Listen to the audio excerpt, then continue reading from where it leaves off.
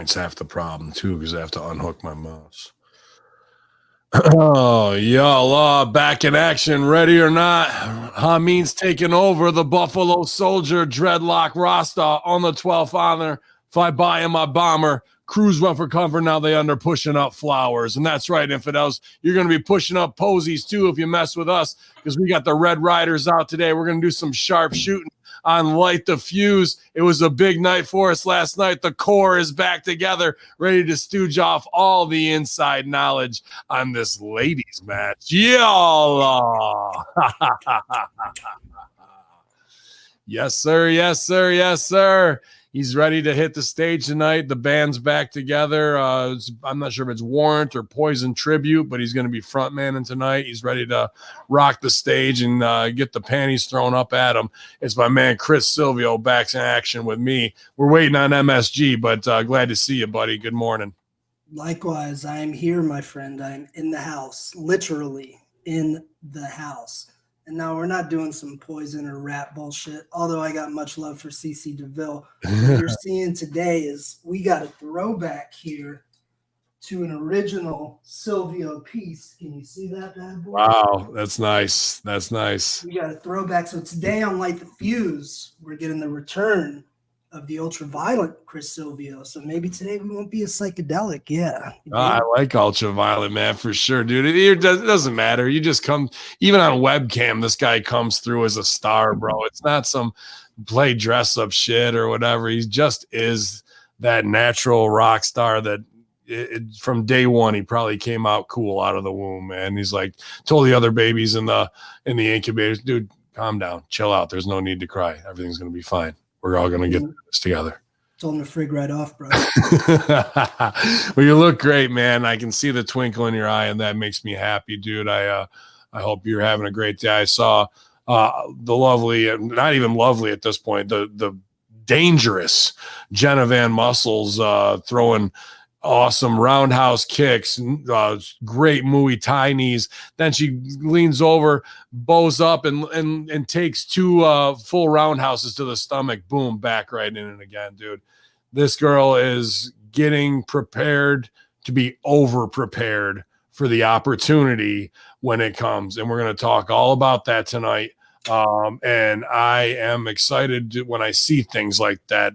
Watching Jenna go hard like that got me up, got me to Planet Shitless, came back, did Shane Fazen's fight tips, working that sweat. Then I put on, all my favorite Wu-Tang shit, and I just get it going. And then when I really get down, there's only one place to go. I go right over to Instagram, and you know how it is, you guys. Fucking. Y'all are you bitch. Y'all are you pussy. Y'all are you culture vulture. Y'all are you pizza munching fat fuck. Y'all are you donut eating fat fuck. And then you're right down there doing an extra 20 push-ups that you didn't know you had in you. So I was a coach. Fuck this guy. This guy gives me right for my money.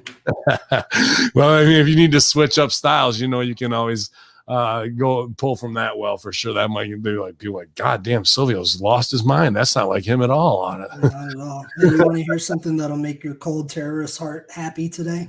Yeah, absolutely. I want to hear it. So we see the video you pointed out, Jenna doing Muay Thai. She's been excelling, kicking ass in that.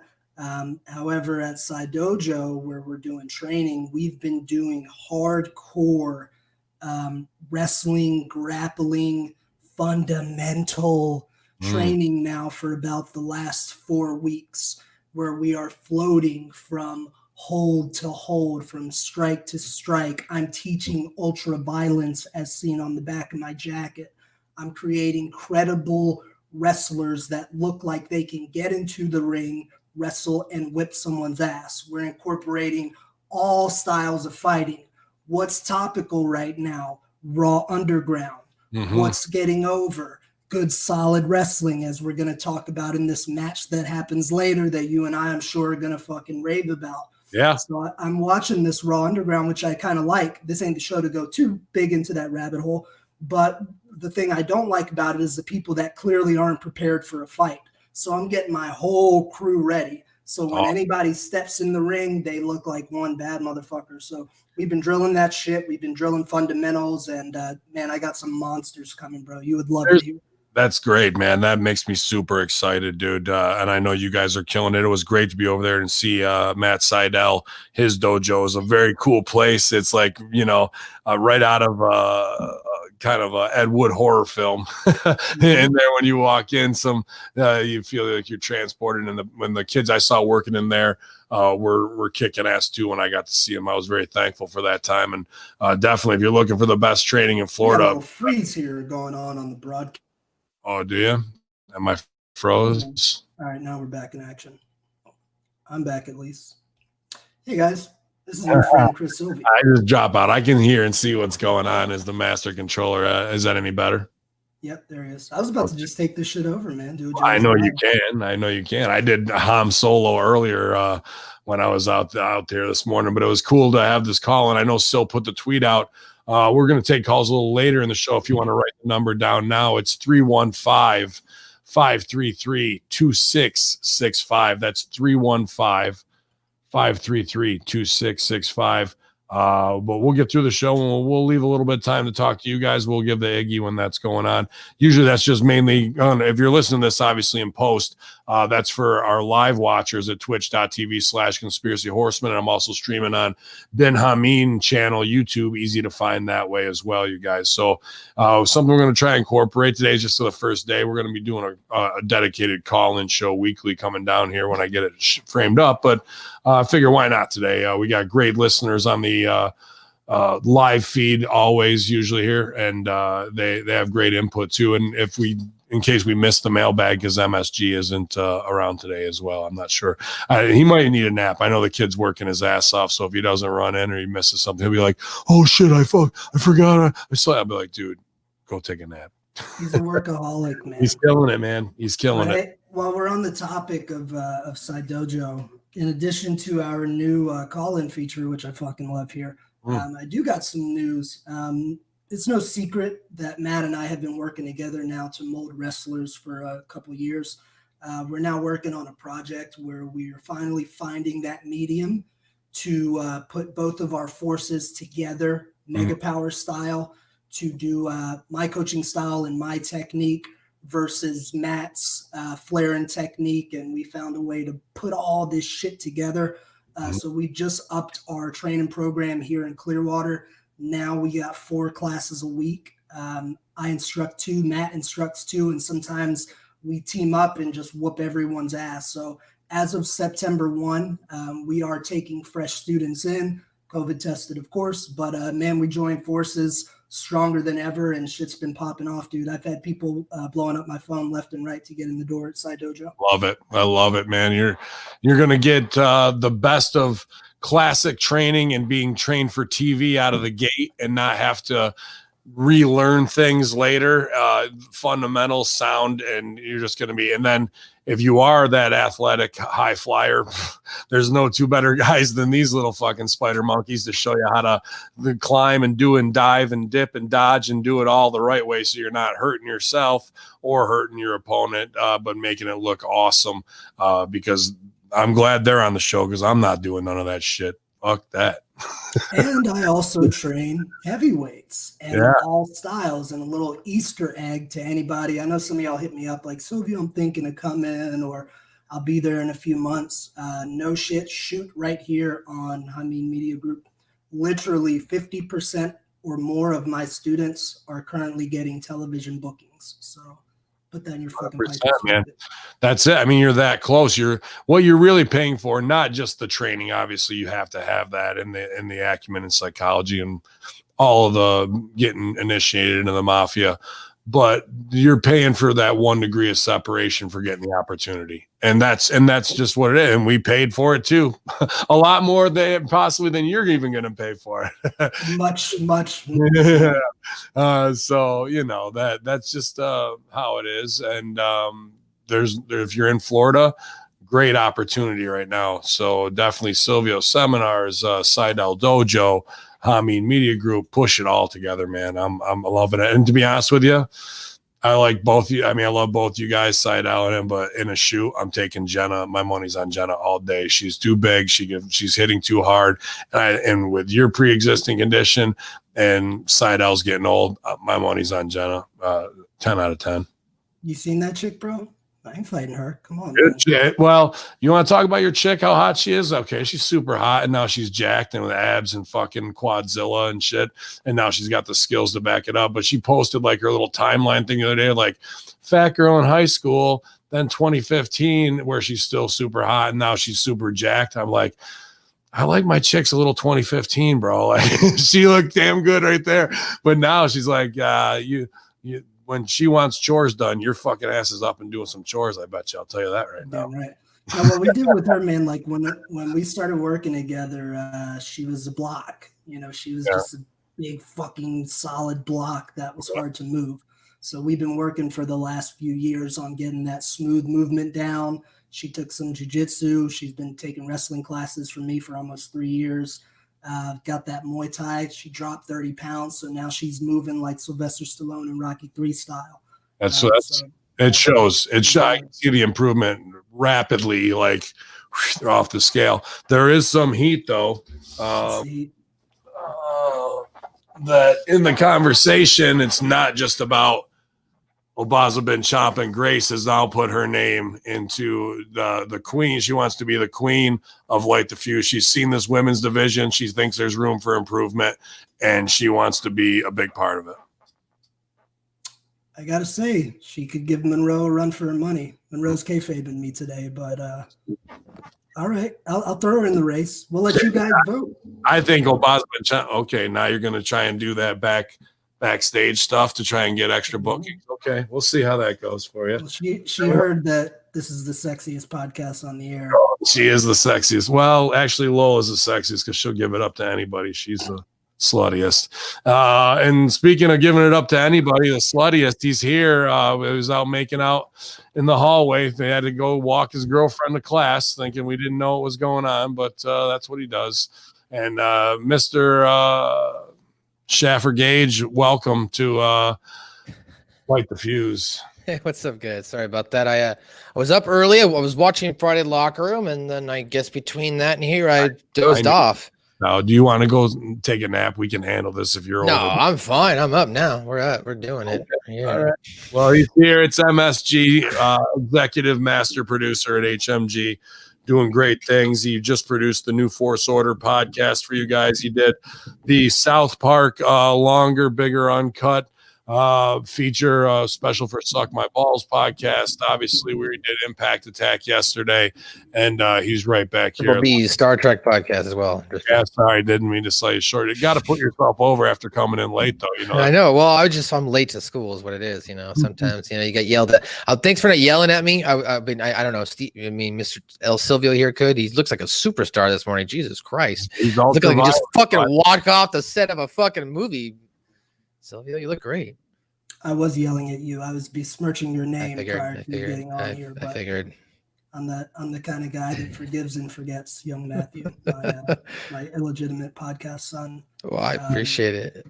What's going on, boys? I mean, I've seen you over there tweeting all week. I know what you've been up to. I know you got some sexy stooge for me. Sexy stooge? Oh man. I mean, what I've been fabing is knowing about Serena.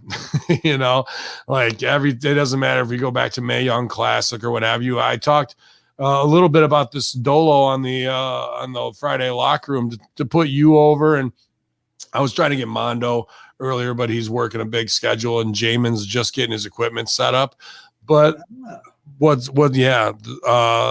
core is coming back together, and we usually don't talk about the core that much.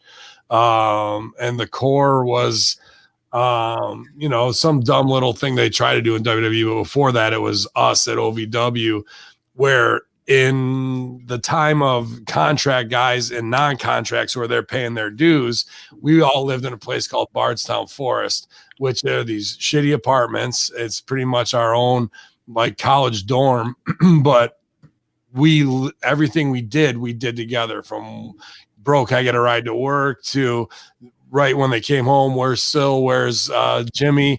Where's the Blossoms? Where's Package? Where's Jamin? Where's Hog Wild? Is Ali coming over with Rick Victor, or as we call him, APOC? Is Hog Wild stuck on the fence again? Like, you know, and we're all going to meet at Jamin's to go, and the mobile homers, Ted the Man Beast and Adam Revolver all come over. That was our life. Josie, 7 days a week, 7 days a week, 20 hours a day. We were together. And that was the core, because we only had each other and our training and our love for the business, because the over guys who were WWE guys got to separate themselves a little bit. Some don't. They're very cool. Santino, who started as like the core, you know what I mean? Like, he was a non-contract too. But there's guys who show up there that are superstars already, and they treat us some kind of way, and that's whatever. That's part of the business. But now to have the core come back, and I have two of them here now with Dad and you.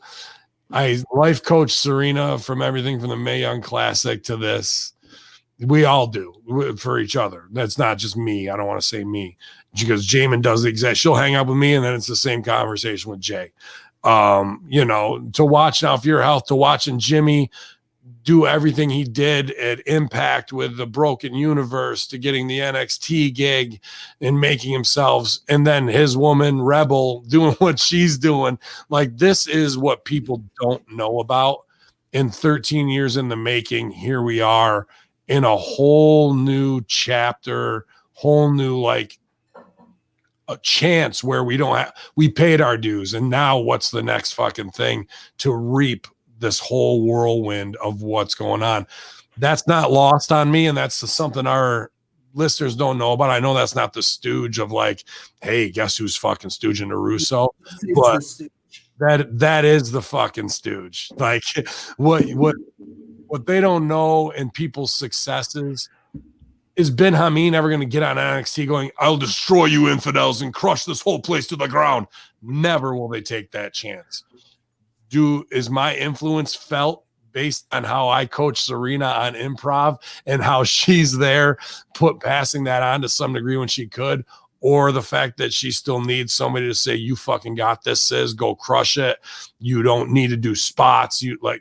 Those are the things that you guys will never see or hear about until you hear about it on a show like this a week, 6 months, a year, 10 years after, because that's what needs to be protected in this shit. But I'm very proud of all of my friends and what they've accomplished, and the fact that we're still here together, stronger because we were bonded for the love of it, not because we were over with ego and contracted because a company told us that.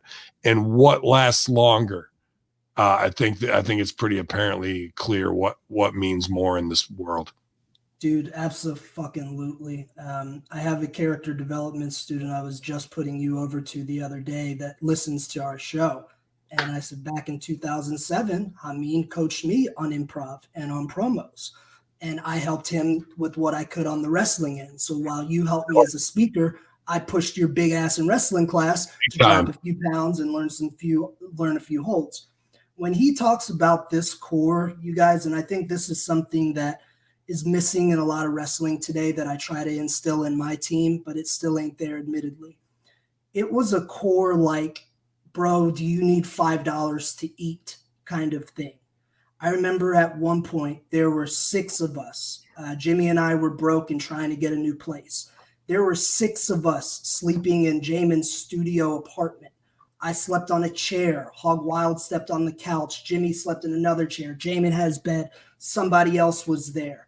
I would cook Thanksgiving dinner at my house for all the boys. I remember one year I fucking messed up my calf.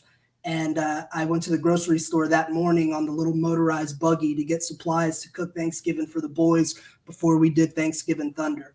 Like, we literally carried each other on our backs to get through this shit because we didn't have anyone. We didn't have family. All we had was each other. And this core that Ben talks about, not one time was anyone ever jealous of anyone else or trying to hold them back or worried about their spot. We all competed amongst ourselves. We all wanted to be the best physique, the best promo, the best match. I'd walk in and I'd say, follow that to Jamin or whoever, you know, and they'd say the same. And we were competing to all be the best. And 13 fucking years later, you know, that still hasn't stopped. And we've all taken these journeys, man, all these different places in the world. You got your own empire here. I'm doing my fucking thing. But it's a thing of beauty, brother. It really is. And Seidel's a part of that too. When he came, he's such a chi gong wu guy anyway. Like he's not gonna buy into the ego side that he easily could have. And Apoc's a chill guy too. And they bonded that way. And obviously both had great success and aren't dudes who just lock people out of their lives and whatnot. And that has to happen sometimes when you're as hot button as I can be. And somebody I like got the job they want because they play the game differently, right? But at the end of the day, it all trickles down to the sons of Rip Rogers. And even if you're a daughter, I call you the sons of Rip at this point. Like that's the influence we have, and where we've spun out from is incredible. And now where it's starting to come back around in that pattern, I'm really excited for all of it, man. So maybe one day. Yeah, here it is right here. You fucking want to see the names. I was going to say two names I wasn't going to leave off there. Timmy Baltimore and Shiloh Mount, who's in the fucking chat room right here, right now. Dude, you want to talk about a guy who, and I'll put this fucking cocksucker over 1,000 Ways of Sunday, a guy who would sit there and shut the fuck up, and because he's a naturally quieter guy anyway, and just take in information like a sponge. I look at Shiloh and I go, fuck, I fucked up, because Shiloh got his ass in with Dinsmore and paid every due with Nick Dinsmore to prove himself. Then his next mentor was Joey Mercury. This is while he's training with Rip Rogers too. He's getting the best of Nick Dinsmore, the best of Joey Mercury. And did he train maybe with Pope a little bit with Cap? I don't know, but I know he did train with Pope. And don't forget, he was a Buddy Wayne guy who was one of Rip's proteges. And came from Buddy Wayne. Like the amount of wrestling knowledge in Shiloh's mind and ability and knowing what needs to be done and how to play the game in the right way. And this goes to it, because Shiloh, as incredible as he is in an OVW, still is unknown to the world and could get booked on AEW in one night in a match like Serena just did, and people would be falling on their fucking ass going, where has this guy been? He's been here the whole time. Just because you're a Mark boy who subscribes to the PWI 500 and you fucking rank people like that don't mean shit to me. And now they've got a new whole kind of retro gimmick, you know, making the 80s and early 90s hot again. And I hope as shows pick up and we get to this round after the 13 years and it comes back, just everything gets blown wide open like we explode the Hoover Dam on these motherfuckers, bro. Because there's that level of talent that the smart fans think they are keen to. I like the Danhausen promo. I like all that shit, right? Shiloh's 20 times the worker any of those fucking guys you could name on that list. I looked at that list and I go, here's 40 guys. I'll gladly compare the amount of bookings I had and the envelopes I took home to number 332, 119. Like I was like, you make your fucking little lists. You go right ahead. We know what the real deal is. And that's the core. That's the core, man. So there's your inside fucking shoot. Hell yeah. I've been trying to spread the word too, man, about the Outrunners. Shiloh, a.k.a. Truth Magnum, and Turbo Floyd, high-level amateur wrestler Turbo Floyd / the baddest dude ever born in the 80s. These guys are a fucking money team. I've been telling everyone who will listen that for the last 6 months. People are going to start finding out soon, man. These guys got their You want something, like, just take a House Party and put them in dark at AEW. People's jaws will be dropped, bro. You put them with anybody, you know what I mean? You know, but like if you wanted something gimmick fun that's not crazy heat, like I could see those guys tearing it down absolutely at AEW. You could put them in with Janela and Sonny Kiss. They'd annihilate it too. Yeah. I could see that being enough of a shot right there. And then if you really want it, they could, I'll say it right now, the Shiloh can out wrestle both the guys on the Revival easily, in my opinion. You think People think those guys are fucking good. Shiloh will take them to the mat in a 60-man and expose them as what they thought they were. I'm not trying to get heat or shoot on them for these guys. I'm just telling you, that's how fucking good these guys are. And nobody in the world, there's a team that people think, fuck, the Revival's the top of the wrestling team. There's that team, and I could name 2 or 3 more that could probably out wrestle those guys. Los Rojos. Yeah, Los Rojos will get them. And in any combination, you know what I mean? The leotards. But let's not get out of hand. Like, hey, I got an Easter egg to drop in a second from last week, but Matty's over there all quiet because he's still sleepy. Matt, what you got for me today? Well, no, I just know when to keep my mouth shut and shut the fuck up. It gets beat into me. Yeah, he had to go get his shit on. I already know. I'm good. Yeah, of course, guys. Thanks for joining us on another episode. Light the fuse. You mentioned we have some high caliber listeners there. Shout out to Mr. Brent Terry. And I've been watching all his videos with the Iron Mike Braddock stuff he's been doing. Like, he just posted one yesterday of that guy in that MMA tournament where he's just making people tap, and I'm just like, man, what's your fucking excuse? This guy can get up here and fucking doing it, I want to show that video to people. Oh, you want to fucking complain? Okay, Here's Iron Mike Braddock. What's your fucking excuse? You know what I mean? You don't have, and believe me, he'll be the first one to tell you ain't got one. Let's fucking go. Yeah, so. He's a hell of a story. In Baltimore, God, I love Baltimore. Yeah, so talented, great at what he does. People don't even know about Adam Revolver and what he could do to, like, not even a fucking clue. They have no idea that there's a basket of guys, and be like, Hamin, why don't you start your own shit? And I'm like, because I don't want to lose $150,000 this year. As fun as that sounds, but I'd rather make it, and we are making it here at Hamin Media Group, and I want to bring all those names into the fold. I hit Mike up. Mike, I want you on my platform.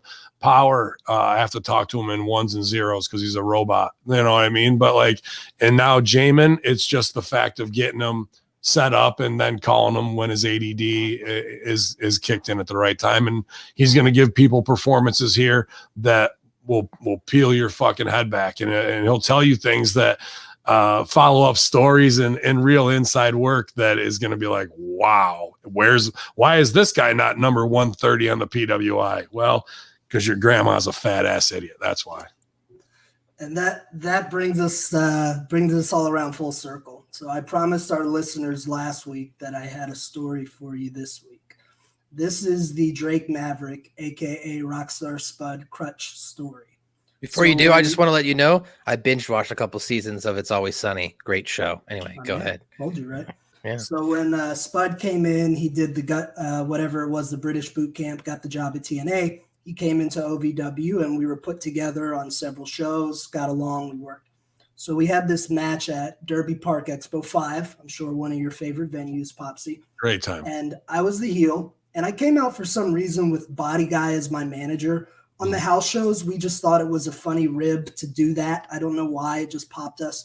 So I come out on crutches with Ian, aka Body Guy, next to me. And I'm doing the promo how I can't fight Spud because my knee is banged up and blah, blah, blah. And then, of course, we do the sneak attack and the match begins. So the crescendo of this match is going to lead towards a crutch spot where I'm going to take this crutch and lay out Rockstar Spud with it, and Body's going to hand it to me at the perfect time. Well, unbeknownst to us, once the bell had rang, the ring announcer had carried all of our gear to the backstage, including the crutch, after I gave instruction to not touch the crutch. And I told Body Guy, make sure this crutch remains. So Spud and I are on the mat selling. I look over at Ian, I give him the nod. He ain't going anywhere. So I crawl my ass over there. I'm like, Body, get the crutch. He's like, I don't know where it is. We look in the front row, and there's this haggard old Louisville lady sitting in the front row with the pair of crutches, with my crutches. And I go, Body, go get him. So Body is tug-of-warring with this lady. She was probably 50 to 60 years old, maybe a solid 220 pounds. And she's pulling and he's pulling, and she won't give the crutches up. And we can't get to the spot. Well, it turns out they were her crutches that she actually needed. That's why she couldn't, she would not give them up to the Body Guy. So we had to improvise. Fucking Ian ran to the back, got one of the crutches. It was a shit show, but my God, it was funny. No, that's the fun of the house show, that lasts forever instead of just hitting it and we're on to the next one, man, for sure. And Rockstar Spud, another guy, Rip Rogers 101, who knows that character is the most essential thing, especially with his size and how many stories Spike Dudley wise he can tell that way. Separates him from everybody else, and he knows that's where his money is. And you might have seen somebody else this week or this month, Pat McAfee. He might get it a little bit too. Like, this is just the shit that we bring to you, man. And there's those who get it, and there's those who act like they got it, but they really never will have it. So, but we got it here. Light the fuse. Is there anything in the click, kaboom mailbag going on over there before we get to the show? I can pull it up here. We can definitely take a look. I was looking at to see if there was any headlines you hadn't covered on the Friday locker room, but it looks like you probably did a lot. Yes, we got one here from Mr. Mark, our resident Mark of the Light the Fuse show. He says, "Hey guys, I thought this show's last week put together. I'm sorry, I thought this show was put together really well. Having the crowd there made it feel like a normal show again. It was way better than the video game crowd noise of the Thunderdome. The women's match with Thunder Rosa and Serena was great. Even JR said, we haven't seen a women's match this good in a long time. Both women looked legit and had professional top-tier looking gear and came across as real athletes. To me, the biggest difference in seeing this veteran women in the business like Serena and Mickie James versus someone like Lana, Carmella, Banks, Bayley, and everybody else who come across as plain wrestler." He continues on. He's really hot. He really likes this. Also seeing women with faces. I mean, it's new John Deeb real quick. Like, this is the life club. This is what is dealing with the small things of dealing. Not, I won't say with women wrestlers, because I know guys who are fucking just as even bigger divas and meticulous. This is just dealing with wrestlers. So her entrance music is fucking awesome. But she started in the ring, right? And we'll come back to this. But like, she was just because you said the gear looked great, she was worried because this jacket that she wanted wasn't going to be done in time. And I go, you know what? That's probably going to make all the difference in this match is that jacket. If you got that jacket on, letting you come down without that on, that they're probably not going to sign you if you don't have the jacket. You know, like, that's how fucking much performers can grind themselves down, right? Do you guys think that match would have been that much better if she had a jacket or not? You know, like, I can empathize with our girl. I know, because you're a little diva yourself. I put on some BDUs and a black t-shirt, and now it's time to go fuck somebody up. Like, you guys are, oh, how's my hair? Oh, dude, we're gonna gush about this later, but I swear to God, bro, when I was watching Deeb perform last night, I'm like, fuck, that is like me as a woman. It is, dude. It very much is. It's insane. It's very much the same shit. The fucking the low hook on the fucking, yeah. We'll get to it. Go ahead. We are one and the same. I know. So as he continued, Mr. Cousin Mark, he said what he also enjoyed about seeing Serena and Thunder Rosa is he enjoys seeing women that don't have faces filled with plastic surgery. He says he notices pop. Yeah. He says if you look at some of the women in the past, like Trish Stratus, Tori Wilson, Stacey Keebler, and even today with women like Serena and Mickie, as they continue to age, they continue to even look better, because with age comes beauty. Oh, that was cute. That was sweet. When Joey Janela came out, my 11-year-old son asked if his partner was going to come out with him. And I said, oh, you mean Sonny Kiss? And he said, no, I meant his lady partner. And I had to explain if he's not a man. I'm sorry, he's a man, not a lady. My son asked, how can that be? I tried to explain it to him, but he's too young to understand at this point. He did note to his son, though, that Sonny Jericho on his podcast mentioned that Sonny said he doesn't mind if you call him a guy or a girl. And the last thing he said was, what are your thoughts on NXT possibly moving to Tuesday nights? I read a report that USA didn't like that the wrestling audience is split on Wednesday and would prefer to go unopposed. Thanks for the entertainment each week, Cousin Marky Mark. What's up, Cousin Mark? Yeah, man. Great stuff. Yeah, tough conversation there. A little interesting tidbit. Not that Sonny isn't, and that's where we are in 2020, and Sonny seems pretty open either way, but having a character like that definitely brings it up in the family household, doesn't it? And robs a little innocence.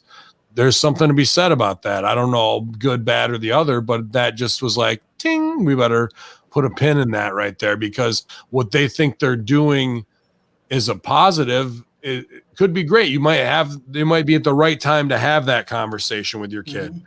But that is that for Tony Khan and AEW to decide by force feeding you a character that's over sexualized when you thought you were getting that in the total package of it all or not? But really, we've got blood on this show, so you're letting your kid watch that. There's an argument for all of it. It's like, well, the parent can just turn the channel off and not let their kid watch that. I mean, we can make all that argument, but it's an interesting thing in 2020 to bring that conversation up of okay, what are we doing? Yeah, I think it's time. And, I do appreciate Sonny Kiss, and I just put over last week the improvements that Sonny's made. I mean, it's 2020, so we have that gender fluid thing now that everybody needs to get educated on. I'm sure, man, in the next few years in schools, we'll start hearing a little bit about this stuff. I just remember when I was little, I had an older cousin who was homosexual. And I just remember my parents explaining that to me as a young kid, like 5 or 6. Like, sure. Who his friend was. And they're like, well, sometimes, men love men and women love women. Okay, cool. That's it. Never fucking questioned it again. So I think it's all just how you bring it. Now for the Tuesday thing, I think that'd be cool just so we don't split the audience. But I think it might not challenge creative as much. I think one of the reasons why Dynamite and NXT are the standout shows is because of that competition. So if you don't have anybody that you're trying to beat, creative might suffer a little bit. What do you guys think?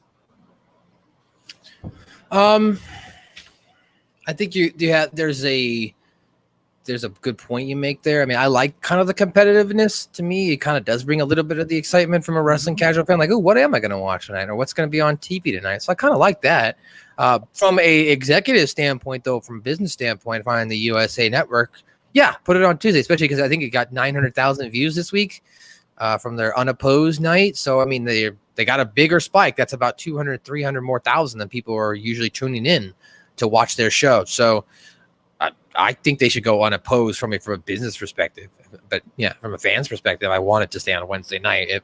But clearly right now, AEW is dominating in the ratings there. So, I mean, it might be a better move for them long term to take the spotlight off them as well.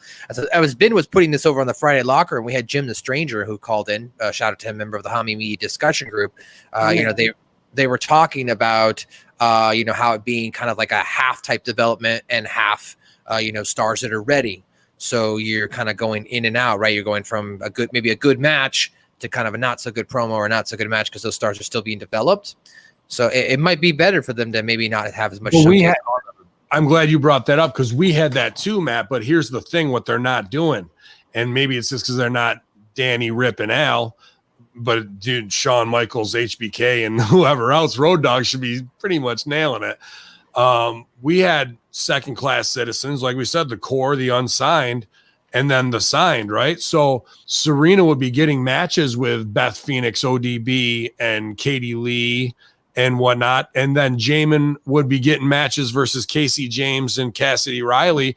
Who was his TJ Perkins? No, TJ. God damn it. Whatever. When they were Wilson either. No, another athletic young TJ. You can just picture him in your mind. and they're not signed, but Casey and Cassidy are. So they're getting fed to them, getting TV time, exposure, and a little bit, but they're not going over on them like these other examples are. You know what I mean? So they're just not using the people who aren't really ready the right way. They're just giving them the exposure going, yeah, you follow that in a spotlight kind of way instead of doing business and bringing them up to do business for somebody as undercard guys and what they're not. They're throwing amateurs out there to swim in the deep end, and they're not ready to do it. And when you see those who were able to do it, it exposes those who aren't even worse. It's like a way worse spotlight on them. You know what I mean? So I think, bro, that's not just there, man. That's a consistent theme in pro wrestling in 2020. Regardless of what brand or what show, there are some people there that are fundamentally not necessarily prepared. Personally, I like the direction of NXT, and I love the wrestling because it's much more pure wrestling. But you're right, man. Just like on a lot of shows, you got people who who aren't ready for war. It's a dark order spot or spot waiting to happen away from tragedy. You know what I mean? Like you got Brody Lee. Here's millions upon millions of dollars, and it only takes one fucking indie kid to miss a punch because he's scared. Like, you know what I mean? On it, and we're like, oof. That's just a scary combination when you're not using them the right way. But boy, did Brody save that thing. Do you remember when we were talking months ago, like about those Under Armour outfits and some of the silliness? We enjoyed the Scientology promos when they started doing those. But, you know, it was no secret the Dark Order wasn't getting over for a while. But I got to give them props, man. AEW put their heels in the ground and they said, we're going to make this shit work. And I did not like Brody when they brought him in to do that. Because I'm used to other Brody, but that motherfucker made it work, man. Now I don't even question it. You know, now Dark Order, cool. And it's there, but at the same time, to me, it's still holding him back. He's still doing them a favor by giving all those guys something to do, as opposed to going on to being the legendary star that he absolutely could be by breaking out of that and just being Brody Lee. I think he will. I do too. And I'm just. All right, how much longer do we got to get to it? All right, he'll do good work here, and I'll go along for the ride, but I feel like I'm still just maybe next year will be better than the last, you know. Long December. Well, to wrap up that email is what you mentioned as far as just about like, you know, gender neutrality and binary and whatnot, as far as that, you know, and potentially being in schools or whatnot. I just thought this was interesting because I have it right here. You know, I have from college Exploring Psychology, 9th edition. Now I have a loose leaf edition because I'm not paying $100 for a big book, but Chapter 5 is all about gender and sexuality. So when you get into Chapter 5, they go through a very thorough, in-depth on kind of giving you the terminology that people want to identify with as. So they're teaching it, and this was new to me. Obviously, I hadn't been in school in 10 years. So when I got in there, I was like, wait, what does cisgender mean, and what does non-binary and fluidity and all this stuff like that? So, you know, if that's how you want me to identify you as respectful, I'm going to do that. So, you know. Sure, it doesn't bother me to call you. My point, though, is bringing that into somebody's home for a kid who's not ready for it. Oh, yeah, no doubt. You know what I mean? Like, I'm all about pushing the boundaries. You could say the same thing about my gimmick. You know what I mean? But, like, it just poses an interesting question. I'm not trying to take a hard line on it either way. And maybe that's just me generationally being out of the loop. I have to look at it that way in the way things pass you by. You want to act like maybe you are in tune with it, but maybe I sit a little bit outside of the curve on that one. Oh, I openly admit I was probably a little bit behind the curve on this before I went back to college, because I would be like, what do you mean you identify as this? And I'm like, what do you have in your pants? That's what you are. I don't care what you have going on. I'm mental too. Cool. We're all mental, but that doesn't change this. And then, you know, you learn about how people identify and how that makes them feel to be put down, and this is who they identify it as. And you know, I don't want to make people feel like shit intentionally. You know, most of the time I want to try to be as respectful as I can. So at the very least, okay, this is how you want to be identified. Okay, sure, that's how I will identify you as, out of respect for you. Yeah, there you go. It's the future, man. Future. Well, the future is now. There is no tomorrow. There is no tomorrow. He were on a podcast last week, and I think Ben said that, and I was just like, yeah, that's what I always think too. There is no tomorrow. Oh, you were talking about Stevie Ray or something like that. I think you were just talking about your interactions with him. There is no tomorrow. So there's no tomorrow, guys. Send your podcast in, 5-star search at Hamin Media Group at gmail.com. Got 4 days left. You can get a built-in audience. You have people there who already are supporting us who would be willing to support you. So send your podcast in, and we will choose a winner by the end of September. We'll give you all the details on how the voting works once we have the finalists selected in the coming weeks. So send it in by this Monday, September 7th, and you can be on Hamin Media Group. Also, check out our sponsors, thebrosters.com. You can go to russobro.com, pick up yourself a copy of Russo Bro Coffee. It's right there on his website. He's got a link there, and it'll take you right there. Or you can go to thebrosters.com. And then you can also go to patreon.com/RussoTWC for this week's edition of Master Shoot Theater. And Russo is correct. Probably the second most entertainment show on that Patreon now is the Nitty Gritty Dirt Show with his boy there. So I really like that show. So there's more than just Master Theater. So check that out, guys. We're looking to develop a new show, and I think Sil would really like this one. Russo's nephew is like a musical prodigy, and he repairs instruments, but he plays like 7 or 8 different instruments masterfully. So Stevie is going to actually become his trainee and do some stuff that way. And we're going to have him, as Vince wants to transition from wrestling and have new shows in 2021 when he turns 60. That's going to be a pretty cool new feature that way, man. So definitely could see you fitting in there and having some cool cameos on that show, bro. That sounds great, dude. I'm down. And Maddie, we'll talk off air, but I got a fun musical project that I want to work on with you just for our Light the Fuse show. Oh, okay, cool. Well, one more thing I also want to plug. I know that her show is now officially off the Russo Patreon, but still want to shout out Eyes Up Here with Francine. Go check out that podcast. They kind of just shifted to their second Patreon because they were just doing too much of going back and forth of where to watch their show. So now they're dedicated on their own Patreon, guys. So if that was one of your favorite shows, go check out and support them. They're all part of the same Russo brand, Hamin Media collective of people who are striving to give out good content. So however you want to support, I think anybody will appreciate it. So it just all lifts us all up together. There's sale at prowrestlingtees.com this Labor Day, 20% off as well. That's another great way. All of our stores, you guys know how to find us. Well, let's get into some stats here. AEW from Dynamite from last night, last night, but the stats are from the week before, as last week's unopposed Thursday night broadcast of AEW Dynamite garnered about 813,000 viewers. So that's about their, I'm thinking that's right around their area, 800, 900,000. Those are about the same amount of viewers who followed them to Saturday. So they're definitely not going up right now. They need something to help move the needle, and hopefully the added addition of like a Thunder Rosa and Serena Deeb and better quality women's wrestling matches can definitely bring up those views. But the last 5 weeks, 813,000 August 27th, they had 755,000 the 22nd, and they had 792,000 the 11th. So just the last couple of weeks. So last night's competition was MLB and the NBA, and then their YouTube viewership didn't dip off too much. It only went down about 100,000 views as they had 3.5 million total. The most viewed video was 700,000 views with John Moxley Should Have Been a Lawyer. And then the least viewed video was the tag team gauntlet match, the first one with the Young Bucks versus the Natural Nightmares. That video only got 50,000. Total average of their videos was 225,000. So we start tonight with a tag match. We got the Best Friends taking on Pride and Powerful, formerly the LAX team. They kind of gave us a little bit of background, what happened as well. This was nice to kind of explain the story a little bit, if you will, between Pride and Powerful and Best Friends, the back and forth, destroying the mom's minivan and whatnot.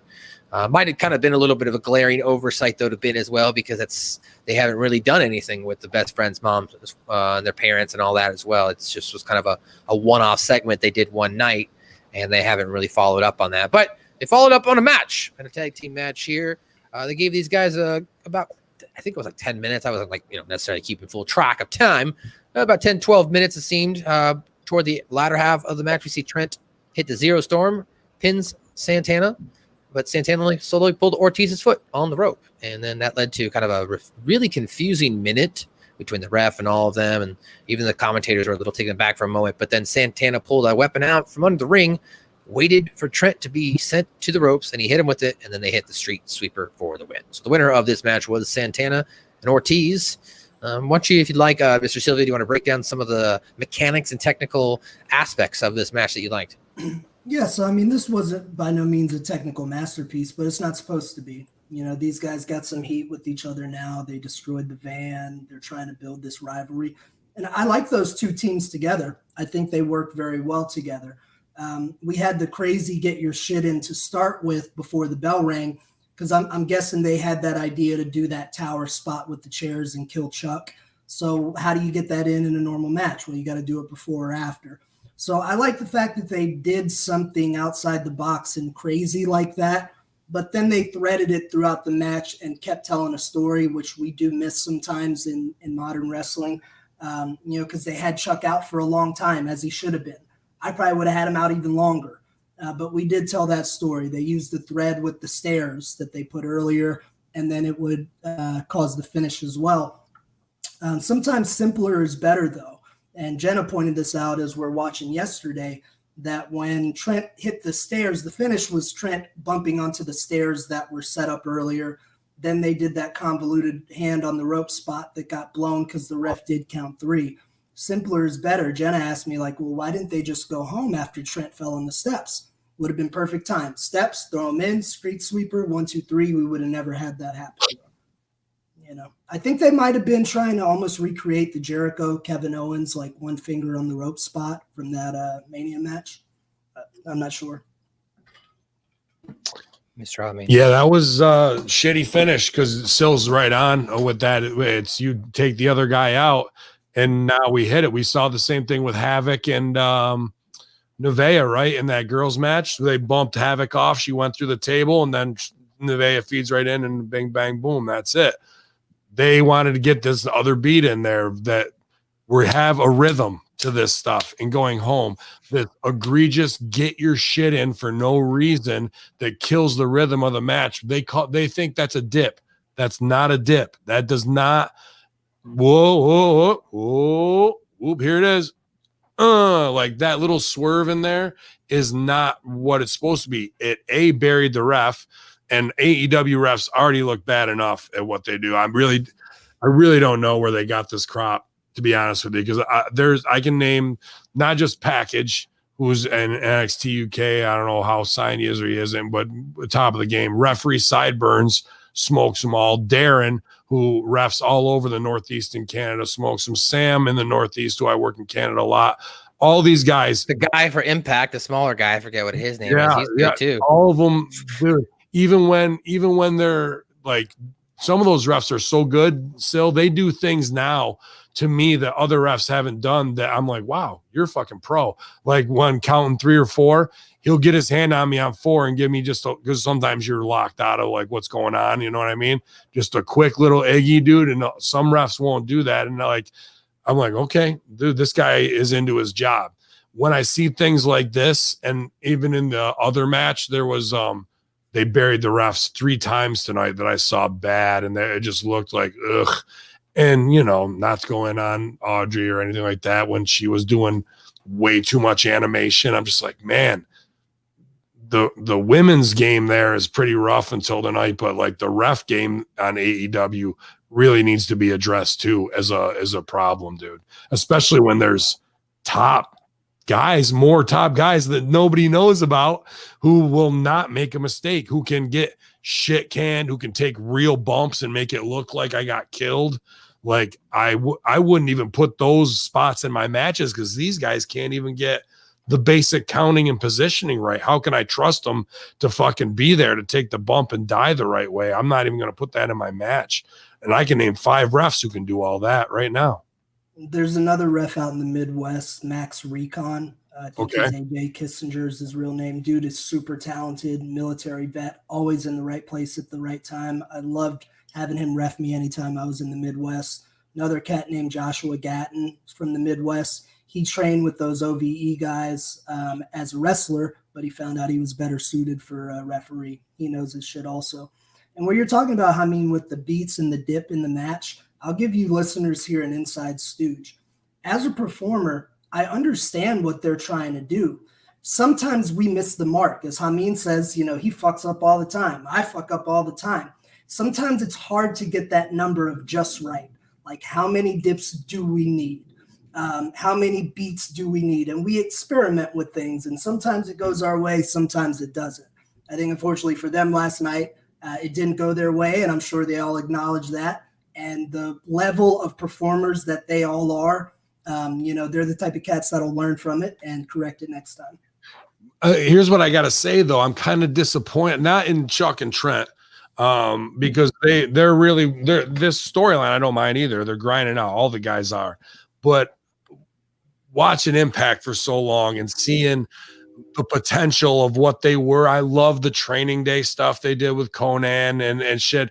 And then to name them, you know, Brown and Proud. Okay, we're Proud and Powerful, whatever it is, right? Like that's the whole thing of like we're proud of our Latino heritage, but like I'm getting too much clowny stuff with the Michael Jackson dance. The best. And the fucking overalls where they look like they just came from painting ceilings in somebody's house. You know what I mean? Like None of it is the total package compared to when, dude, all you had to do was show me a little bit of that training day shit and Impact, and I was into the scene, bro. I was into it. It's all they're doing clown work and without doing it. You know what I mean? They're just doing Odelay, and then they really don't give a fuck. So they're not really that badass.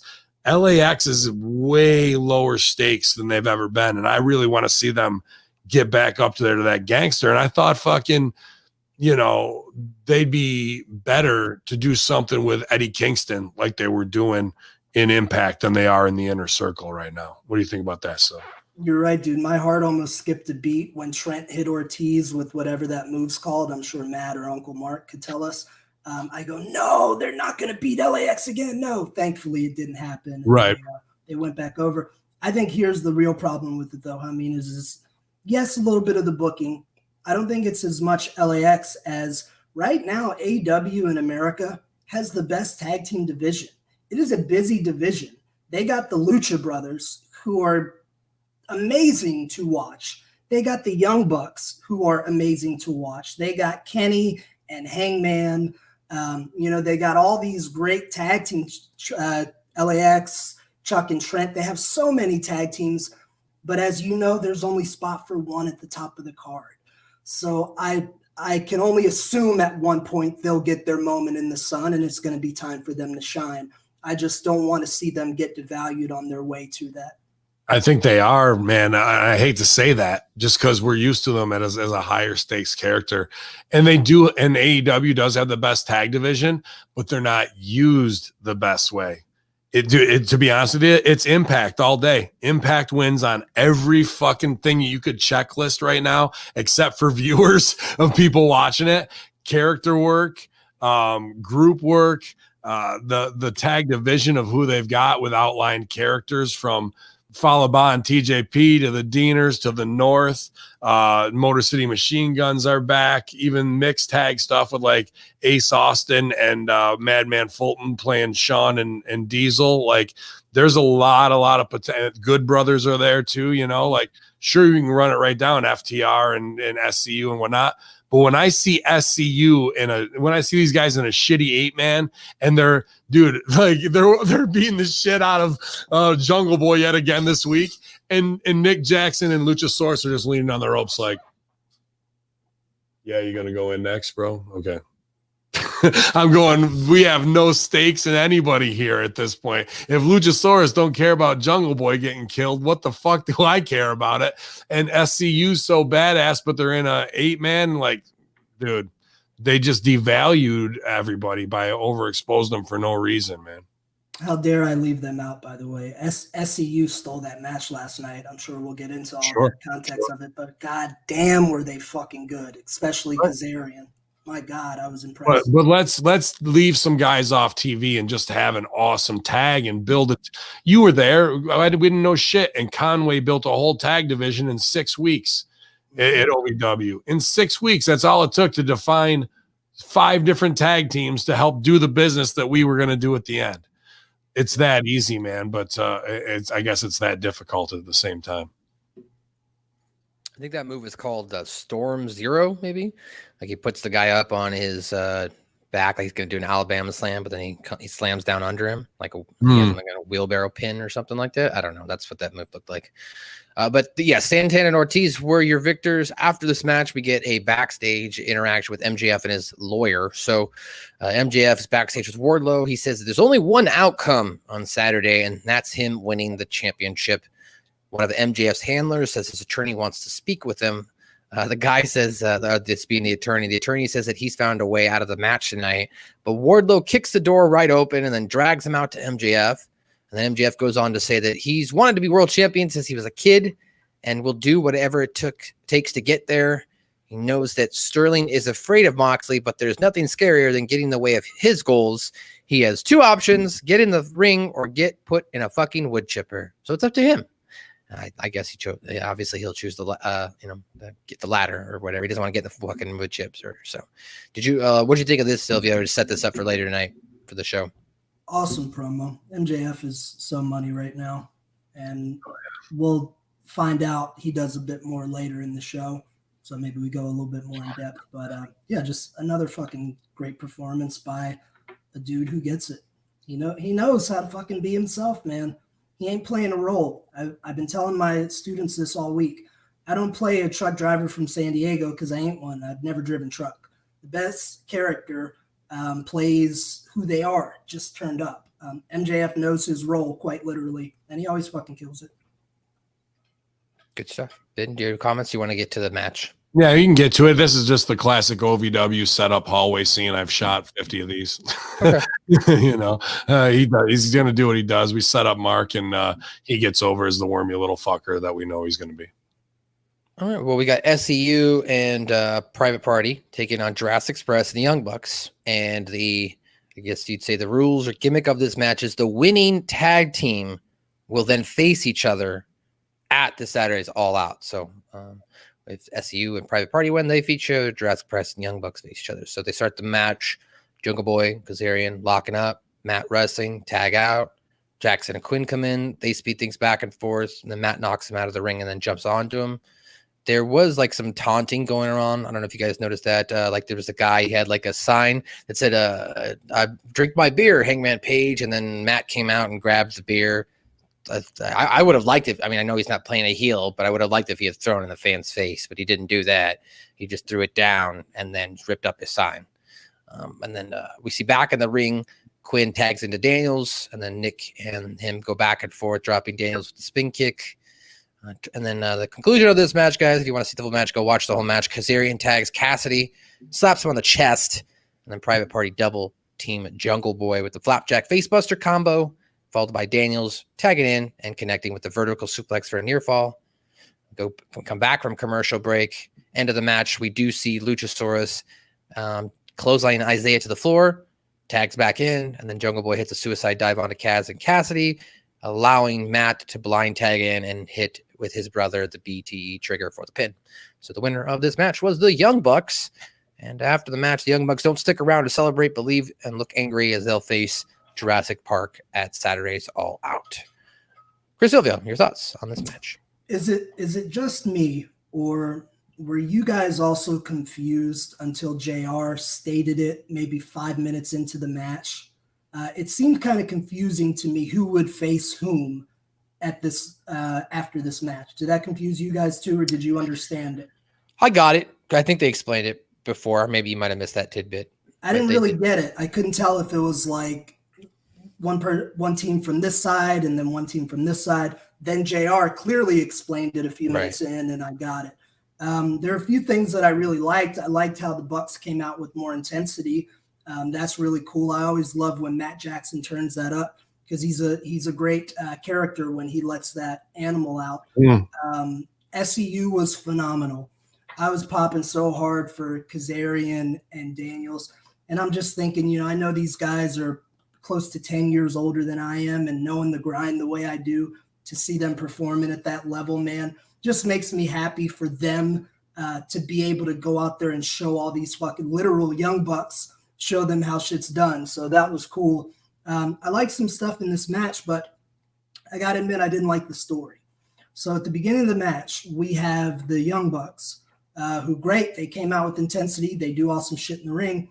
They were telling the story that they were reluctant to tag their partners. They didn't want to tag Jungle. They didn't want to tag Lucha. They were kind of snubbing them.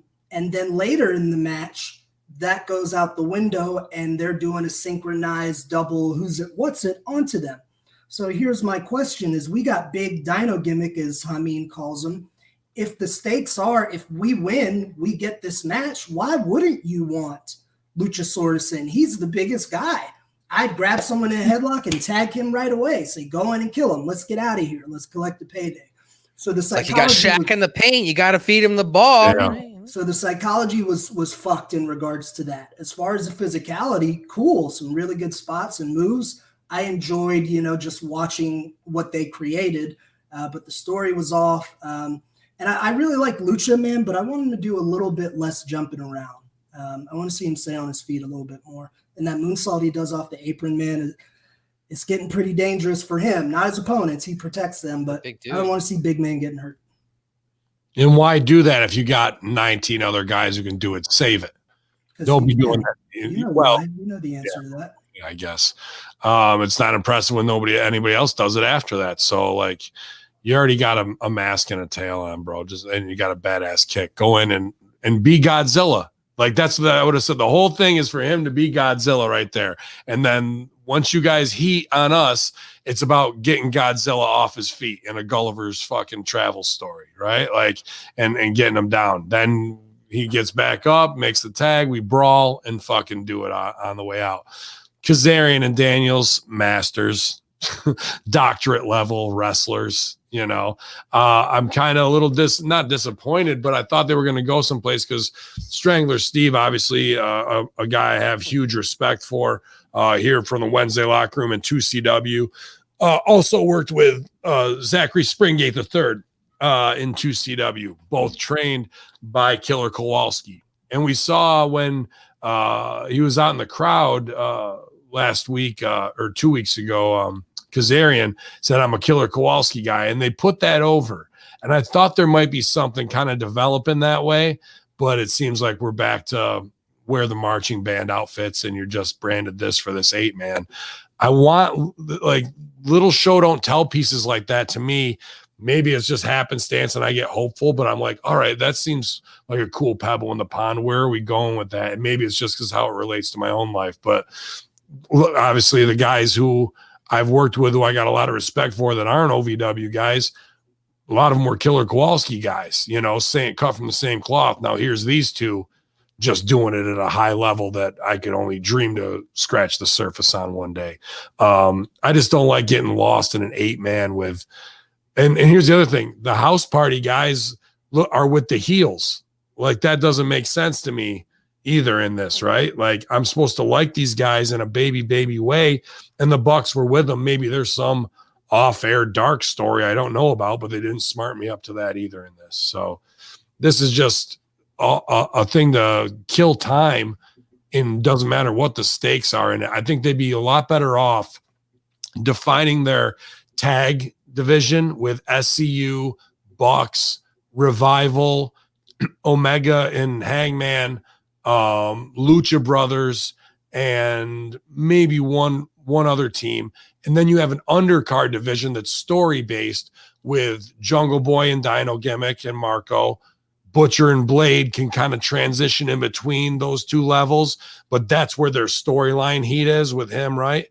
And then you can bring in the party dudes as well. They'd kind of be in the lower fun gimmick and as far as get over, but having them all together is just too much and nobody gets highlighted properly, you know?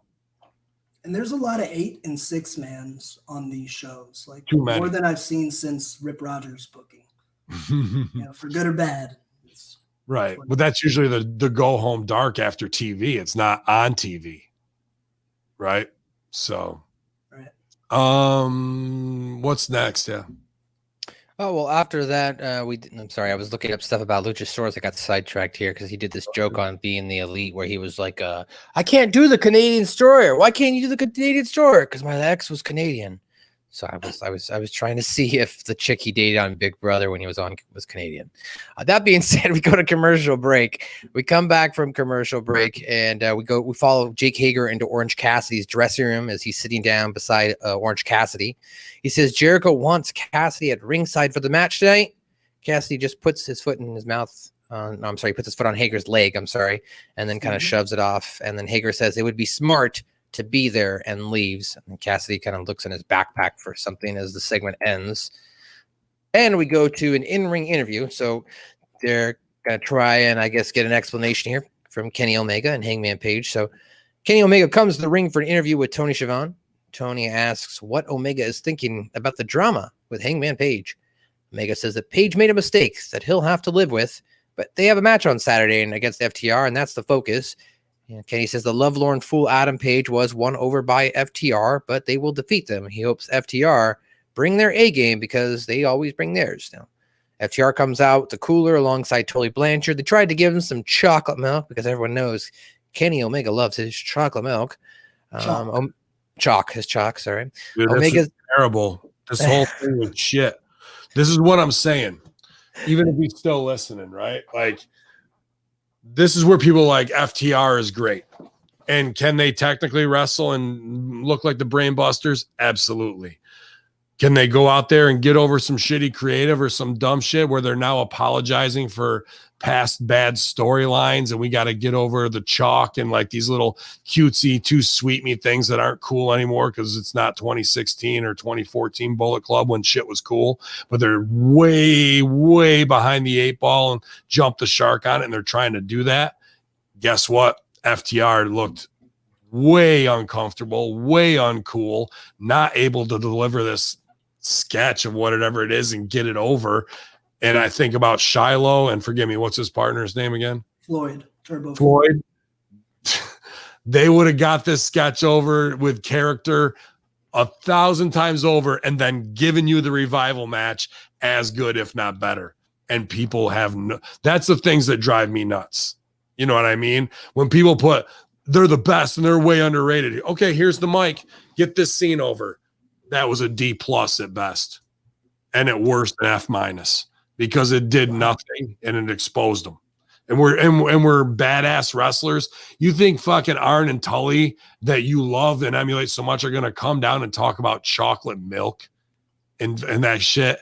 You couldn't look like any more of a pussy ass bitch if you tried. Really, to be honest with you, like to get handed that and not go, dude, this isn't us. This isn't what we're trying to do. A fucking cooler that was bought at the Wawa and they got some chocolate milk. That's what they're going off of for this scene. That's the depth of where we're going with this. We're in trouble, kids. That's your top performers. That's your executive vice presidents and best friends that you marked out to fucking get them in at probably an extremely high rate over the people who were taking bumps for you for $250 in a match. That's what you paid for. You worked yourself. Well, to finish this up, Omega calls these guys dickheads as he can turn down spending time with dickheads. And they have to go blue. The scene is so bad that they have to go with dickwads, dickheads, and that got no pop either. That's how fucked this scene was. And then he says that he'll fight FTR, but to keep Tully away because he can smell them from where he stood. I don't know if that's necessarily a babyface thing to say. You can smell Tully's. Oh, I'm sorry. It depends. Adam Page comes out with his Undertaker eyes. He joins them in the ring. Dax tells Hangman to explain who got in his head and made him turn on his friends. Dax says it wasn't them or anyone. It was Hangman himself. Dax says Hangman is an insecure little boy, got inside his own head. Dax says, tell Kenny how big of a dick he is. Kenny leaves the ring, as does FTR, and Hangman is left off. So bad, so plotty, so rewriting it in the ring, telling you that we rewrote it. We tell him who brainwashed you to make you turn against your friends. Tell him it was us. What? Tell him it was not us. Regardless. I mean, not us. Regardless, like they're trying to string you along on some little thing, dude. This is 4th grade out by the swing set playing wrestler level stuff. This is brutally bad creative. Brutal. Bob Evans. And we love Uncle Bob around here. Yeah, I know. That's a switch on it. You know, shut up, Bobby. You know, like that's. It's his birthday today, by the way. Is it? Well, there you go. Brutal birthday. Go wish him a brutal one. All right, man. Here's the deal. I mean, a common theme you can say throughout tonight's show was complicated. I think as opposed to taking the more simplistic, less is more, show don't tell, let things speak for themselves, it seemed like much like the match we just described, they tried to have a lot going on in every segment and multiple interactions in every segment. Unfortunately, the way that this thing got laid down is it just came across kind of weird. We had it started great with Tony in the ring. I love anytime Tony's in the ring. You got to run in over here from Van Muscles. Yeah. Oh, yeah. What's up, badass mama? Then we had Omega come out in those Poom Poom shorts, and he's kind of doing like the good old babyface promo. But then the Revival comes out, and I thought that they liked Hangman. But then through the promo, they give the impression that they don't. It's all plotty. Why wouldn't we show that? Why don't we come up with a VTR and show that? Once you start doing that plotty stuff and your cool guys are explaining things like their stereo instructions, we're screwed. We're dead in the water, bro. There's no way to write that. I think it kind of makes Hangman kind of punked 2 weeks in a row too. 'Cause, like, 100%. he didn't do anything with the Bucks. He didn't do anything last time. I did like the visual. The one thing they got very good was when he went to hand the belt to Omega, and Omega was on the floor, and just shows that symbolism of he's on his own now. I like that. But the segment it was too busy, and it didn't come across like they wanted. No, Man Beast is cowboy. That's it. Man Beast has said this plenty of times. When you split the focus, you're not going to get anything over, and that's what we did here again. And ladies and gentlemen, just one more time to the people who are on the Smack Attack and who are on the Wednesday Locker Room. There's no way your podcast is this sexy when we have appearances by Jenna Van Muscles here. So along with Chris Silvio, I mean, look at this. This is just a picture in a second. I'm jealous that I don't look as good as these people, Ben. Well, you need to start training like her, man. I can't. No, well, I can't look that. That's just natural born beauty. I can't look as good as Silvio like that. For sure. On Instagram, and you watch her train. That none of that shit comes easy. Beauty is pain and work, and she's busting her ass. She's going to be so over prepared when the time comes. Going to knock people's socks off, man. We're gonna have Jenna sit in on the women's match too with us today. 100%. 100%. Excellent. Well, before we get there, let's get to what I thought was a good job by Alex Marvez. Asked a very quick and concise question. Good job, Mr. Marvez. And Jericho then responded by telling him that he is going to, take out Cassidy, that the match is going to be historic, unforgettable. Cassidy is a surefire main eventer, but he's not on his level, and the world will see that it's Saturday. But tonight, he gives everyone a taste of when he faces Joey Janela. Which I thought this was cool. It was kind of people compare Joey Janela to a young Jericho. So kind of got to see a modern day Jericho versus what could next be the next Jericho. I was excited about it big time, man.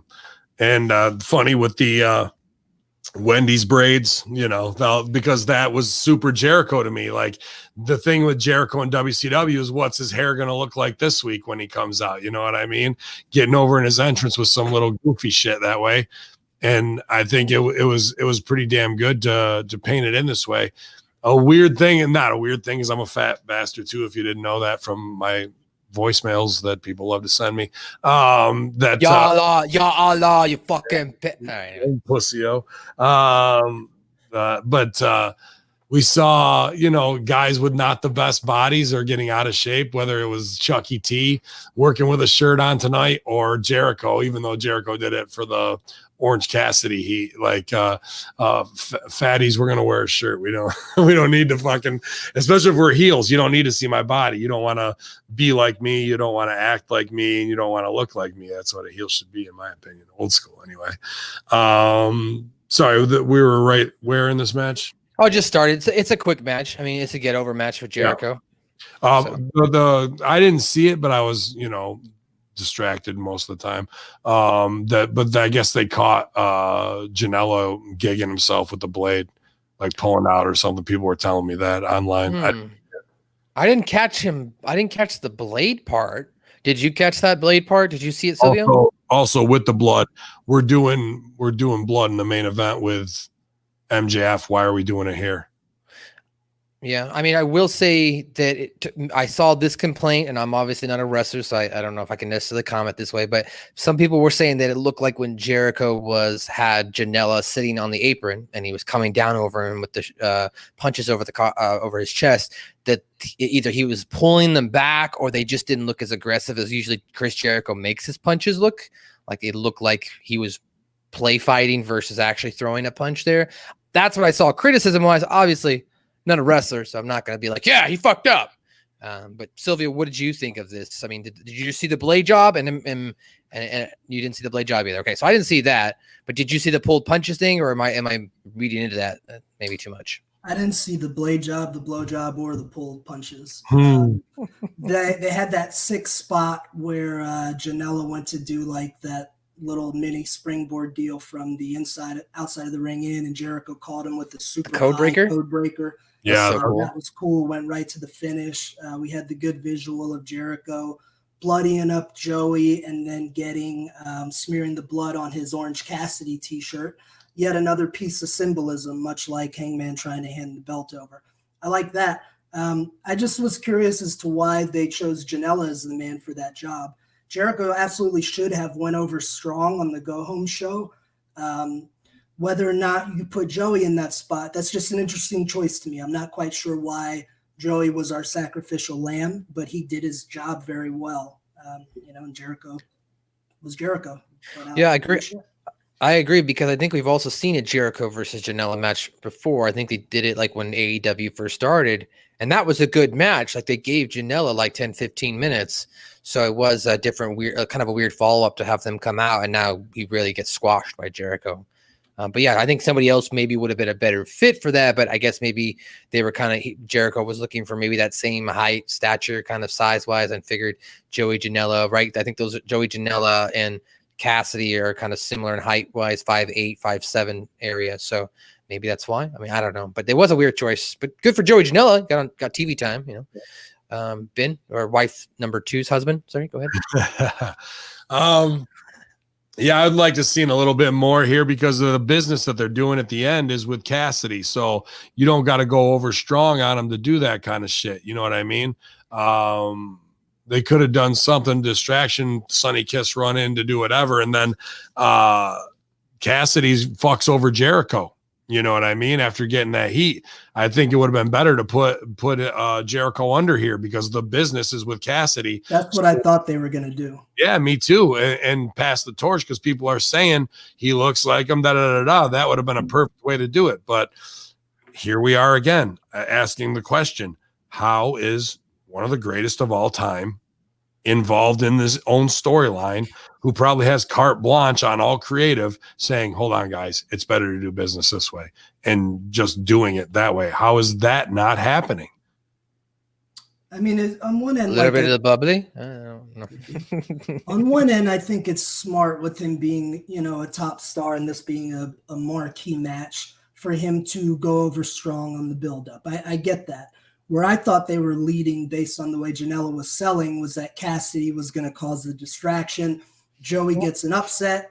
Jericho lost because of Cassidy, so it protects him, and we give Joey some shine. That builds heat, right? This is just, I beat the shit out of the kid. Right. I tore your t-shirt and put his blood on it. Ooh, that enrages me. How do you fucking, you know what I mean? Like, from the slacker, the guy's a slacker. He shouldn't be getting up out of his chair and running the fuck in, dude. Like, he needs to be getting up nonchalant or something, and then Jericho's twisted on him, and that's how it goes over. He should not be doing anything that's like way energetic as his game. Just, I don't understand how Jericho can allow that stuff to happen. I don't care about it. I mean, that it's happening. How does it even get to that point? He knows better. Like, it's not as good a business. Well, and I think that, go ahead, Matt. I was just saying that makes sense to what you're saying, because like, had Cassidy gotten or made the distraction and then Jericho loses, then the beatdown makes sense, right? Then Jericho's pissed, so he beats down Joey Janela and rubs the blood all over his shirt. Any of that shit, not even that. They can get the fuck if they can, and then Sonny can come to rescue. But it's about the next week. If wins and losses matter, that's how he does it. So like all Sonny or Orange Cassidy has to do next week with Jericho's cutting his promo, and you cost me my match, and da-da-da. Hit his music, he comes out, points up to the Titantron, and they show his record, and then ding, another loss gets added to it from last week. How many times can you play that out till Jericho is, God damn it, and then he has to heel on him, goes over on Orange Cassidy after show to pay off, or loses one more time, and we can keep that going. You know what I mean? Could become Pavlovian, where you even put a sound to it that it's like the loss, like that ding, ding dong, every time, and fucking when he hears that, it just drives him nuts. So even if you just have the ding, fucking, he can torture him with that, dude. Like, we get none of that with these kind of choices. I like it. And you remember last week, you guys were on the other end, but I really liked last week when Orange ran out and we didn't really see him on camera and he got on Jericho. I'm about to crap on this, but go ahead. I love the intensity of that. And Hamin mentioned something about Orange having weaker strikes last week. I didn't see it. However, today I'll go on record. I'm going to side with Hamin. During this exchange with Jericho, when Cassidy slides in and they hook it up and start throwing blows, Orange punches left a lot to be desired.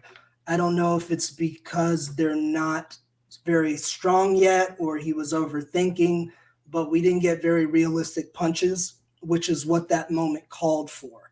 So by the time like Sunny Kiss, it was another segment again where they put a lot into one. So by the time Sunny Kiss got out there, I think maybe we lost a little bit of the sizzle that we previously had from Janela's getting the color. Shout out to Jericho for taking a wicked bump for Sunny Kiss. But then Sunny gets crushed and then Orange is up. There's a lot going on. I know Jericho's going to make something good out of it because he's Jericho. But yeah, I'll side with you on that one. Those strikes were a little bit out there, bro. Well, just to set this up, so Orange runs into the ring and starts brawling, but Jake Hager runs in, throws Orange into the corner. They beat on him until Sunny Kiss runs out and drops Jericho. Cassidy slowly takes his jacket off, not really kind of like selling anything, and then he hits Jericho with a tilt-a-whirl head scissors. He lines up a Superman punch, but Hager's able to pull Jericho out of the ring, and then Orange just grabs his backpack and pulls out a little bit of bubbly and pours it out. And that was the end of the segment. So my frustration is this is the second week in a row where you don't have a camera guy in place, or the TD doesn't hit the button correctly, or the director's not giving the proper directions, and we're not seeing either Orange Cassidy run to attack Jericho, or we're not seeing the replay. And if we're not seeing the replay, it tells me you're not even in position to capture the footage. So please, somebody go over with the wrestler. What are you doing in this match? Are you going to be running? You're going to be doing something crazy? Cool. We'll have a camera guy. We'll have the wide shot. I like what you're saying there to hold them accountable, but it's the other way around. It's the wrestler's job to go to the guy and go, I'm coming in here. So after that happens, make sure you're here for the shot, because that shows to me that Orange Cassidy, Jericho, and Janela don't care enough about their own business to make sure to tell the story that way, because those guys got to be doing, not that I like a cameraman who does that. I know some that do. And hey, bro, is there anything you want me to have? Because they don't know. They're there to do the technical job, right? And I see it from your production standpoint, but in this wrestling business, that's on the wrestler, and they're obviously not doing that. Well, I know, but after 2 weeks or after a couple times, then it's got to come to a point where at least have the wide shot. Like, give me the wide shot. Just kick the wide shot over. I mean, it wouldn't have been that hard to hit that on the board. That's my complaint. But other than that, obviously, I don't have necessarily much criticism on the wrestling side. What were your thoughts on, as what Silvio was referring to with Orange Cassidy and Jericho's actual tug of war in the match? Yeah, the strikes are just, you can say it in almost every match that we've seen tonight, dude. The strikes, especially when the match you're about to see, makes everybody else's shit that came before it look even more phony when you see what real, good striking and wrestling and snug stuff looks like, dude. And that's how I want it too, instead of some phony thigh slapping bullshit. You won't count any thigh slaps in Serena's match. I'll tell you that right now, dude. Even on the forearms of the chest, I went back and watched it. They weren't doing hot shots on the side, bro. It's laid in there the right way, to take it the right way. And it exposes. That's what I said. She's not the best women's wrestler. She's the best wrestler on the roster there right now tonight. Exposed everybody. And here's the thing with Jericho also being the GOAT in there. They get color. He does whatever. He does his business with Janela and Cassidy, but then goes back and gets punches on Janela again after the color and all that, right? Too much, right, Sil? You already got him down and out. Why are you going to go back and do that again? You just lessened all the stuff you did by getting 4 or 5 more punches to the head on him so Sunny Kiss can come out for the save. I get it, but we've taken the violence to the highest level. That's kind of egregious for no reason. That's where you go to set him up for something big. Again, get him in the fucking hook him for the razor's edge. You got the arms out. Here comes Sunny Kiss. Not 1, 2, 3, 4, 5, 6. Here he comes. It's the threat of violence there for a bigger spot instead of going into something that's smaller than what you just did. And I'll never question Le Champion because of his fucking greatness. Sure. But as I referenced earlier, I think a lot of the segments tonight, they just were very, very busy. I don't know why, but for whatever reason tonight, they said, we want to get everything possible in each segment.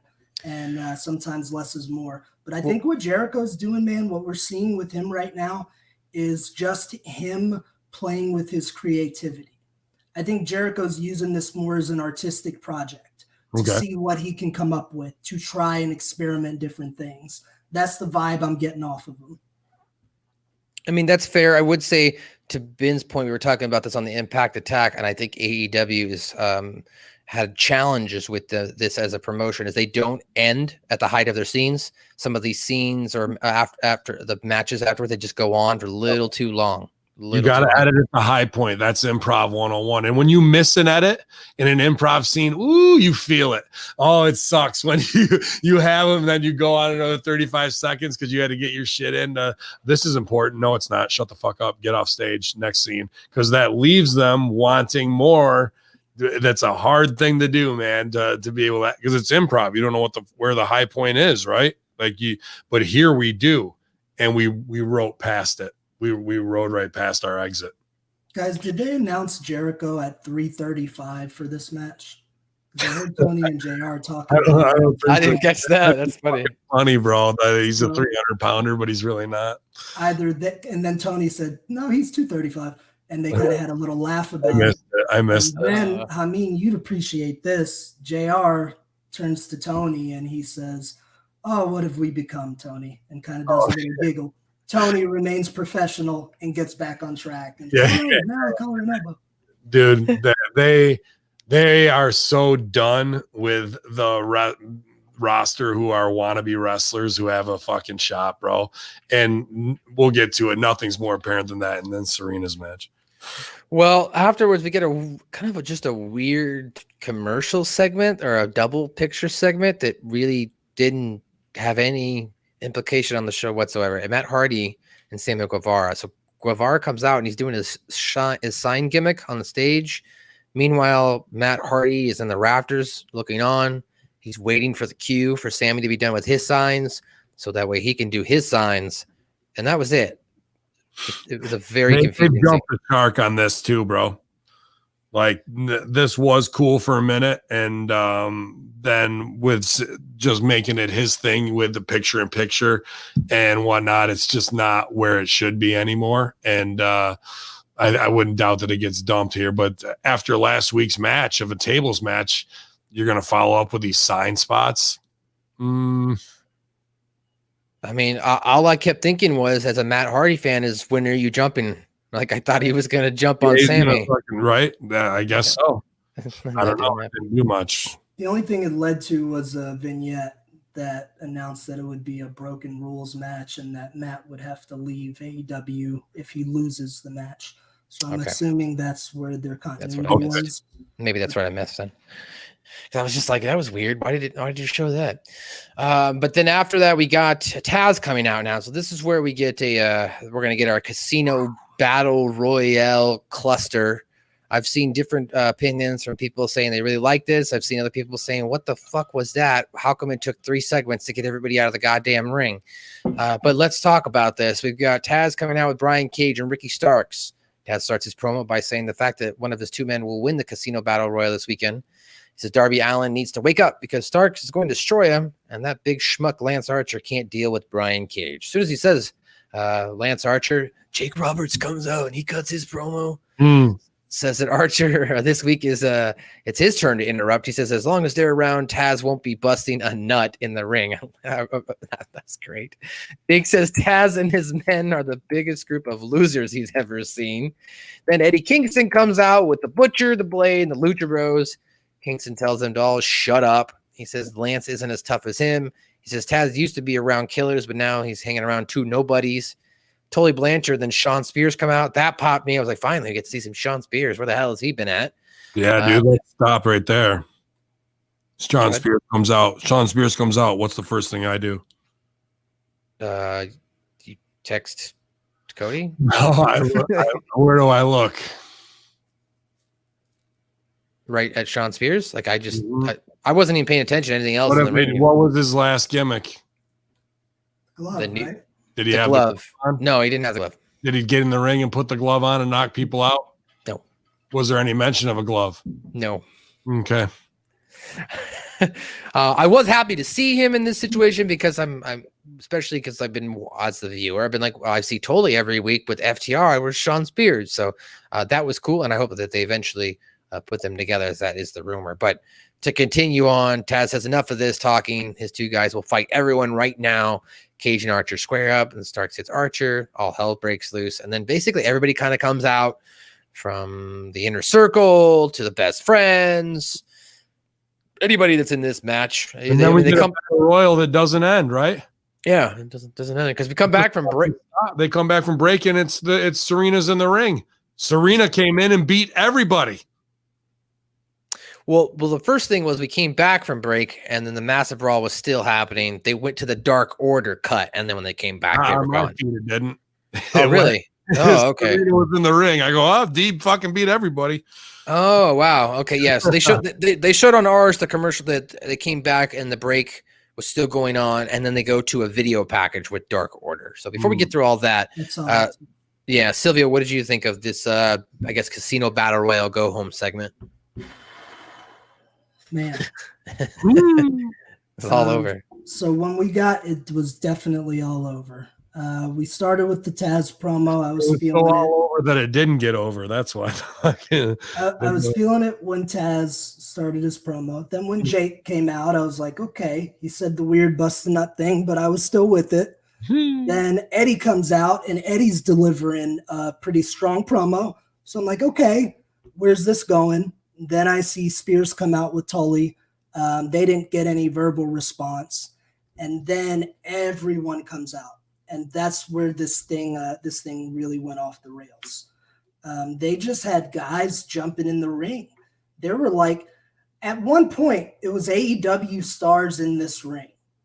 And this young man runs into the ring. He looked all of 150 pounds. Who the hell was that? This young man runs into the ring and tears his shirt off and begins to try to attack people. And I look at Jenna, I said, who is this man? And then there's a blonde kid in a bowl cut that had on a Hawaiian shirt. He gets in there and starts mixing it up. And I'm like, what's going on? Then I understood, okay, they're trying to maybe use extras in place of the people that aren't there that'll be in the Battle Royal. Even one of my boys got in there and mixed it up for a little bit.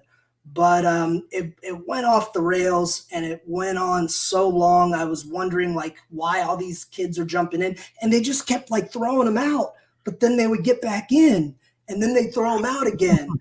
And the whole time we're teasing this thing between the big men, Cage and Archer, and they're in there for 10 minutes just having to try to avoid each other. I'm sure it was hell for the performers. I know exactly what they were trying to do. They were just trying to hype the Battle Royal. It's a segment we've seen many times where everybody comes out and gets to a big brawl. But the way they went into it was so fucking crazy busy. And when we had the kid with the bowl cut, bless his little heart, it was fucking nuts. Dude, I didn't understand what the guy, maybe it was a Hawaiian shirt. It looked like a pink shirt, whatever it was. He came down in the blue jeans and he just walked into the ring. And I'm like, who the fuck is this guy? Like, where did he come from? The first was the skinny kid that ripped his shirt. That's when I was really started questioning my life. I didn't know what was going on.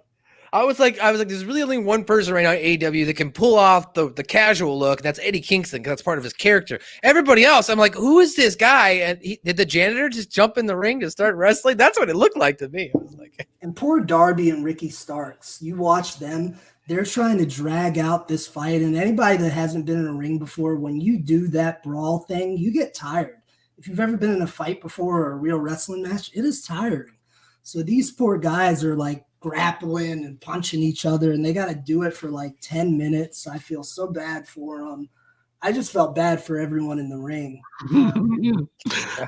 except for, a couple of the extras that got a little shine. I'm sure they enjoyed that, but I don't know what they were thinking. You guys know I'm not one really to come out here and trash, and I don't want to say I'm trashing it, but this wasn't really good. It didn't. Not good.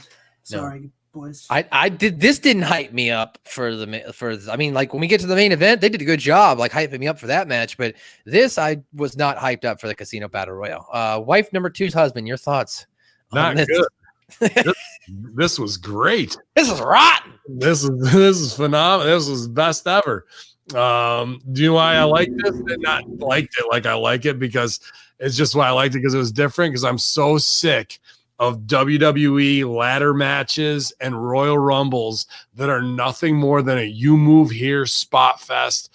Get the ladder in the right spot so we can do this, and we kill the gimmick of the match. Now that these guys weren't killing the gimmick of a battle royal, getting thrown out and coming back in, but you know what? Guys just paired off and went to the corner and fought. And when it was somebody's time to go, they went, and there was no big spot or I got to stay small.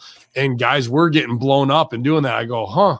An actual battle royal where guys are just fighting and trying to get out to the last four. So it was rotten, but at the same time, that wasn't just because of one factor, you know, like the way that it's stacked up in the promos from bust a nut to where we got to was pretty ridiculous. I mean, as far as from a battle royale, if I'm watching that, do I, as the viewer, is that what I should expect this Saturday? Is that what I should That's all the battle this royals was go. to expect. Oh, God, I don't know. Oh, shit. Poor Brian Cage, the machine. Oh, Yeah. poor Brian Cage. Yeah, well, Look, Yeah, guys, poor Brian Cage. Like poor Silvio. He's got super hot chick next to him. Brian Cage goes home to Melissa Santos, super jacked. Oh, poor Brian Cage. I feel so bad for Brian Cage. How will he ever fucking face another day? Being Brian Cage. You know, that did trigger something from we talked about in Impact Tech. I want to ask Silvio. Silvio, Brock Lesnar's contract has expired. And, you know, we brought up the conversation. What would you do if you brought Brock into AEW? I made the mention, if you're only going to bring him in for one night, you've got the history with him and Mox. You could have Mox go over and then maybe build a best of three down the line. Of course, Mr. Hamin here says, you know, that's not how you do it. You want Brock to go over because he's the big star. And then, you know, but the better idea would be to bring him for maybe 3 or 4 dates so you could actually do something with him. If you were at the head of AEW, would you bring in Brock Lesnar, and what would you do with him?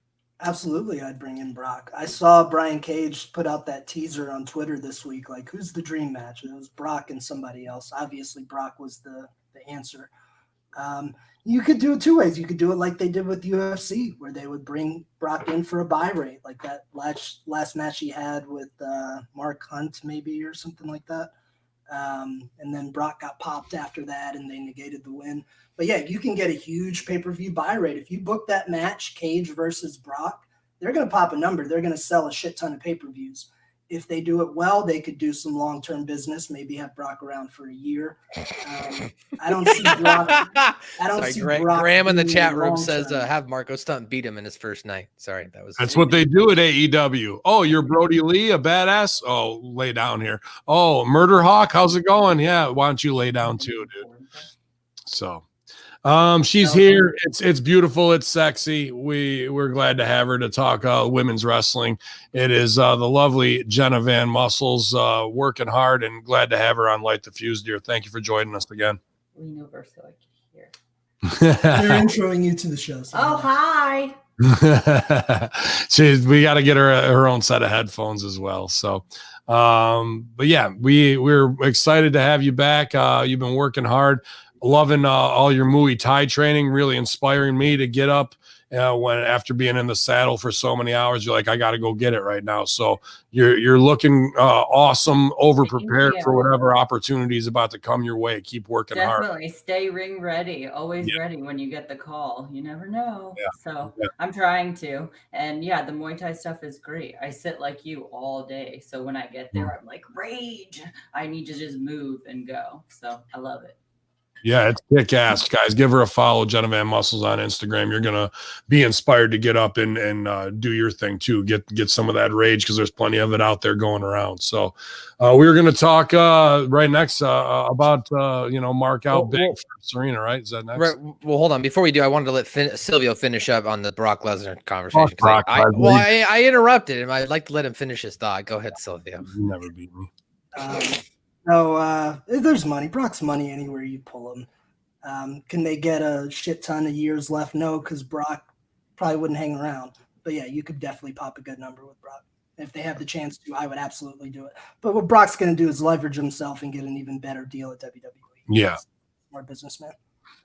So we had that Dark Order vignette just to kind of, I guess, keep Dark Order relevant. And then after that, yes, we have Thunder Rosa taking on Serena Deeb.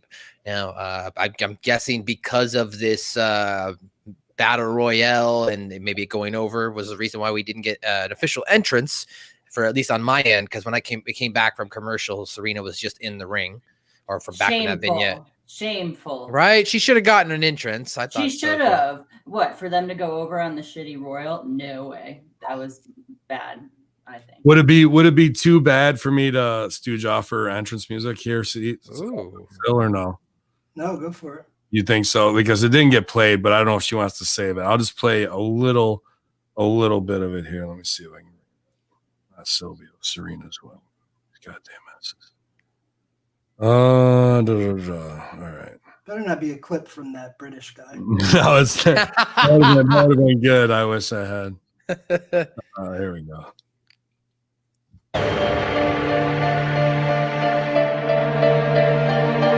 Yeah. Ready to settle it. Hey. Oh, yeah, that gets Veteran. Back in the face of people I know that I'm better than. Oh, they got this guy? And I'm back on the yard and stomping Wow. That's all they're getting. That's all they're getting right there. That's it right Wow. there. They got that guy. They're lucky they started her in the ring. Otherwise, she would have bust that ass if she come out to that music. You don't want I that. love that. That's something I would play to get amped up. Oh yeah, man. Real Same guy who's been doing all like the big music with like all the big wrestlers, right? I mean, he did a couple, like last year he made one for Tama Tonga, which was really, really good. I play that song just as a regular song because it's a good rap song.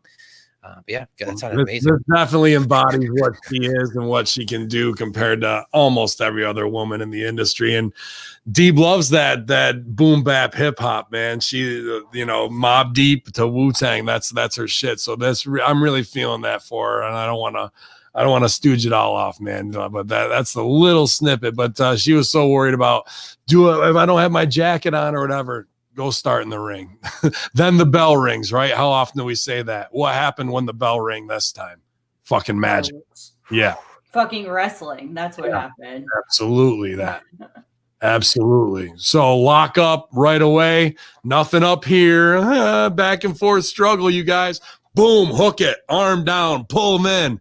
Struggle back. Wrist lock, drop down, right?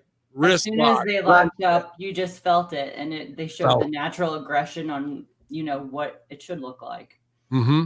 And Thunder Rosa equally as strong in her strikes, not this pitter pat stuff, right? Laying that stuff in there.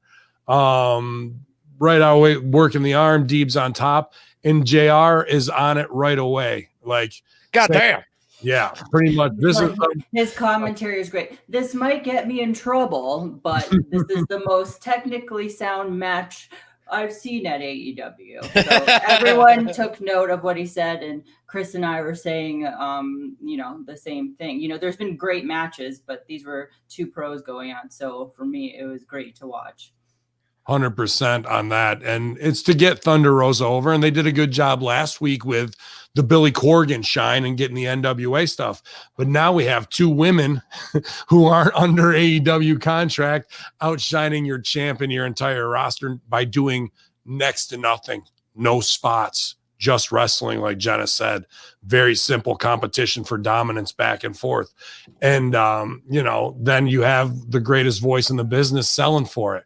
But we do get a little wonky here because it's not 50-50, but we got who's the baby and the heel here, Sil, because JR says she's out wrestling the champ right now. And I go, ooh, because rule one is the heel doesn't out wrestle the baby face in the beginning. That's why you need to cheat as a heel. You need to get out wrestled. So you have to resort to a shitty tactic, be it a strike, eye poke, whatever it is, to get on top so you can then start working your heat and be dominant. But Deeb seems like working a little heel, but we're 50-50 with the strong style strikes back and forth. But then Rosa gets on top, and she's the one who grabs the hold. So it's Deeb who's got to come up. But Deeb's all in black, and this girl has gotten the shine from Billy Corgan and the NWA behind her.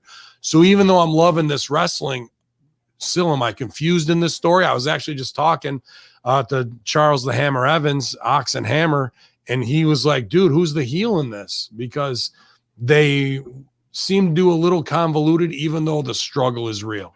What are you thinking, I think man? Rosa's going to kind of be the heel versus Sheeta. But what I think this was just them being themselves and I was totally cool with that. Yep. I kind of take a new school approach to what we were taught about the heels not out wrestling the babyface. I think at times, if the heel is the better wrestler, they should. For instance, if Kurt Angle is a heel and X person is the babyface, Angle's going to out wrestle him because he's a better wrestler. So I'm okay with it as long as the heel gets the egg on their face later at the end of the spot. So I don't really subscribe to the having an eye poke just because of my style and some of the shit I've seen. But no, there wasn't a clear defined baby or heel, but I don't think it hurt the match at all.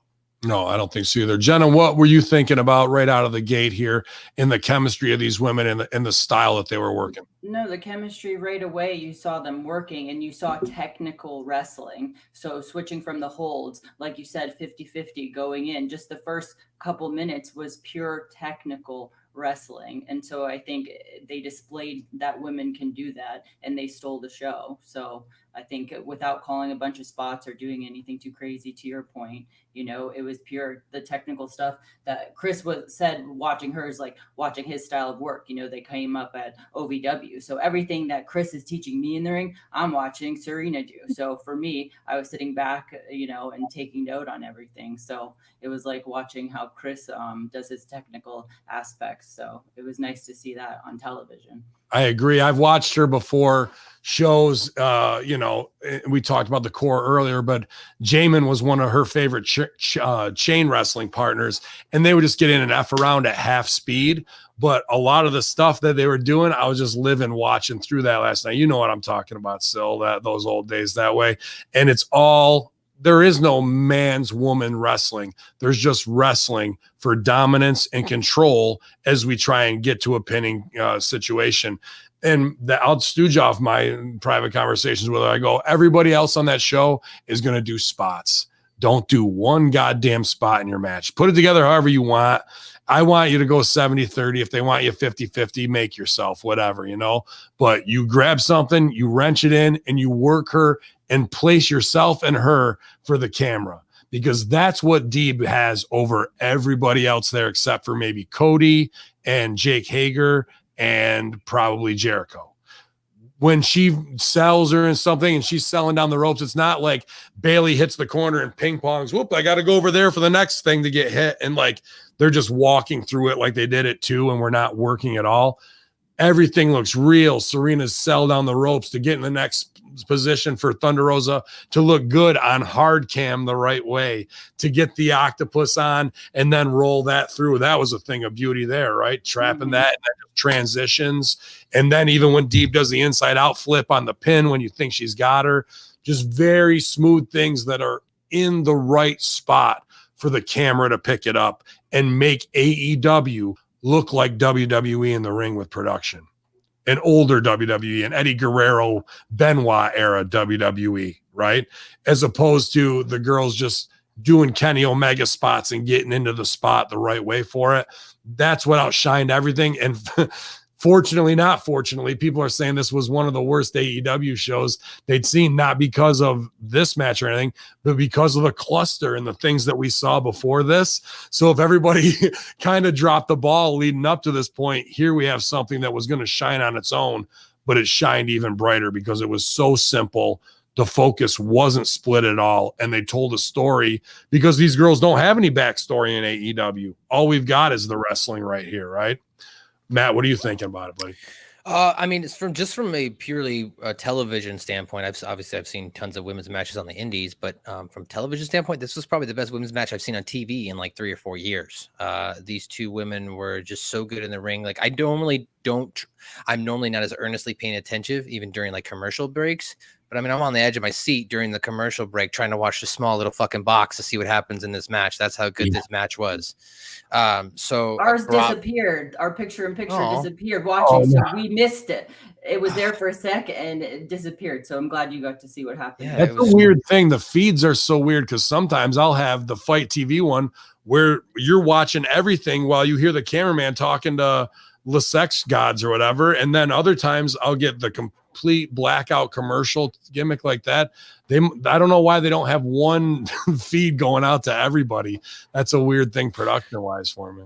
I mean, they probably do have one feed. I think it's just because Fight, they don't show commercials. So if you're watching the Fight feed, is really what it is. I mean, I wish I could get Fight feed, but it's only for Canadians or anybody outside the United States. I'd rather watch that. LA, it's one of them. You'll get it on there. Oh, there you go. Okay. Then I saw you taking those Muay Thai kicks to the stomach in training to toughen up midsection. But last night, Deeb took 2 pretty stiff drop kicks, one in the corner and then one on the middle rope that way as well. I was thinking of you when those hit that way. Neither of those looked fun to take, and I've taken them from Van Stokes, Silvio, and you know how stiff that fucking dense motherfucker is. Why are you taking kicks in the stomach like a crazy woman? So you condition your body to take a shot. So I'm conditioning my stomach to, when I am in a fight, to be able to take a shot. And guess what? It's not going to phase me. And I'm going to come back and get one of my combos in. So I'm conditioning my abs also by the liver, because that's like in Muay Thai, they're going to aim for my liver. So I get kicked there. Yeah. And then also they kick my bare shins. There are no pads. It's shin conditioning. I have bruises all over my legs. It doesn't look very girly, but I don't care. They're going to feel like baseball bats. So anytime I am in a wrestling ring, if someone wants to shoot on me, I'm going to be the wrong person. I love that shit. Right? That's just me. So if someone wants to lay in their drop kick and it can look better, I'm the perfect one you can do that with, because you're not even going to phase me. I feel like I need to go get my ass kicked today now. Shit. What am I doing? Yeah, you watch this shit, man. That's the real grind. And after that girly stuff, you're in the mafia. You've transcended that now. There is no like I gotta maintain and hold it up. But still, do you think now they're looking back and going, damn, we should have put her over in the Mae Young. We should have put her in there with Charlotte. We should have put her in there with Becky. All of them. She really could have been a level of a star that would have made that women's evolution shine even brighter. And now we're back to the old same catty shit. And we're best friends forever. No, we're not best friends. You know, like instead of go wrestle, let the bell ring, let it be said in the ring, you know. I think they're definitely realizing their loss. For whatever reason, they decided that she wasn't going to be a performer for them and they wanted her as a coach. Don't know why, but for whatever reason, they didn't see this value in her as a wrestler. Well, clearly last night she showed the world otherwise. We've been talking for weeks, like, what do we do? And I've tried to stay positive, like, what do we do to make this division better? We've thrown out all these ideas. We've highlighted the people they have now that we can do more with, but that was the answer. Last night, that match we saw, that's just great wrestling. It's not just women's wrestling. It was great universal wrestling. That's what this show needs. Badasses that can get in and have a credible match. It had me hooked from the jump. Like, she can tell you, when I run my training class, the first time that people touch each other, what's generally the very first physical thing that we do in a training class? Lockup. And we will work an aggressive lockup, either a shoot style or a pro wrestling style, for several minutes, just because that's how you set the tone to the match. 99% of the matches you're going to see is going to have a little cheesy lockup, and then we're floating wherever. These girls took the 30 seconds to fight around. Then when Serena, this is like upper level detail, this some of the shit that I teach that clearly Deeb teaches as well. She didn't just grab a wrist. She traps the entire arm so you can't pull it out. Then she'll transition and she's going to actually work the hold. So everything they're doing to each other, they're making it look like they're trying to inflict pain. It's not a routine. It's not an up, down, bop, bop, boop, hit me with this shit. Serena was in the right place at the right time every time. Every time. When she had to feed for something, it was one step, go. That's what I try to teach my crew. Be one step away so you can take whatever. Boom, boom, boom, boom. So there were no holes. Nothing in this shit looked weak. It was just a fucking fantastic match, and we were popping hard watching it. They told the neck breaker story, going back and forth with a couple different spots. I think that was the only spot to me where I was like, where it was the phony thing. And it was when the third time around when Thunder Rosa gets the thing and wants to do that and then stand up. And they just like, you had crisp and clean. That was the only thing where let me take the eraser to that and rub this out. Just hit one and let her sell that way. You know, that was the AEW Salt Bay on that shit right there. That was the only thing that I really could have taken out of that, aside from making them more baby and heel, definitely working out of the hole. But I think you're 100% right. The reason they didn't do that is the setup for Sheeta, where she's going to be the defined heel. So that's why they needed to. And I wasn't thinking that way. So I appreciate that opinion fully. I'm going to let Jenna roll on her thoughts on this in a moment, but I will say this. If they do not sign Serena Deeb, something is nuts. She could be the glue that brings that whole thing together. 100%. And if they don't do everything they can to keep Thunder Rosa around, even with whatever she's got going with NWA, they're crazy, because they got the only other match that was even close to this level was the one that what's the little girl's name? Riho. The first one she had with Nyla, where they busted out all this big shit, and it was a different kind of match. But I haven't seen anything come close to that until tonight, and in my opinion, this one, even surpassed that with less. So this is what they need. If they don't sign those girls, something's wrong. I totally agree. Jenna, what would you be? I definitely agree. What would you beat Serena Deeb with? What are you going to beat her with? What am I going to beat her with?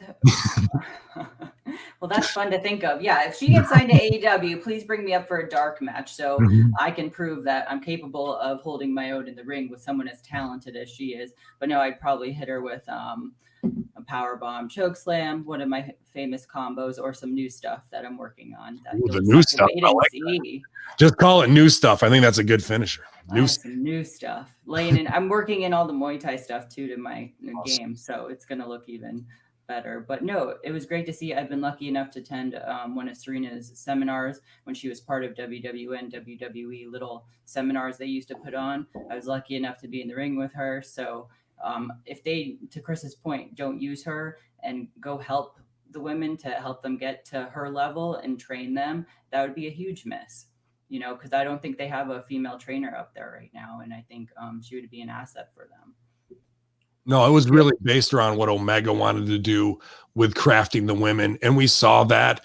And that might have been all right to get out of the blocks, but a lot of people got hurt not being able to do that stuff. And once, unfortunately, Britt Baker was hurt, then we get the character. We get the phenomenal stuff that way. And Deeb can do the character too if the circumstances there. So I think there's all the potential, like you said, but Deeb is gotta be the glue that holds it together. This is the save right here. This is the direction. Keep getting Britt over, have these underneath women working and learning, but have the division be headlined by badasses like these two that can work. That's the savior. That's going to put everything back on track. She's going to take a Chris Statlander, from where she is to the potential she didn't even know that she had inside of her, and protect her in a match from herself from doing that kind of stuff. Because, we might have started on that back of 2CW in New Japan, and that's what made it different and brought in the super fans who were the alternative smart marks. But this is what's really going to pay at the end of the day. This is where the pay window is. To your point, I mean, where is Statlander right now? Hurt because of silly spots. What's hurt? Leg. Her knees, both of them. Yep. What's up with Britt Baker? Leg. Big girl falling on her. Okay, so that was their two top stars, both down and out. Okay, and that's due to what is happening during their matches. Nobody got hurt last night. Match sure did get over. And the strikes looked more stiff and believable than anything else we've seen. So. Yeah, great match. I mean, if you want to nitpick the ending, her Thunder Rosa pile driver, her getting up for Deeb was a little clunky, but other than that, it was a good finish. It was a good match all around. But you got any final thoughts on that one, babe? Any final thoughts?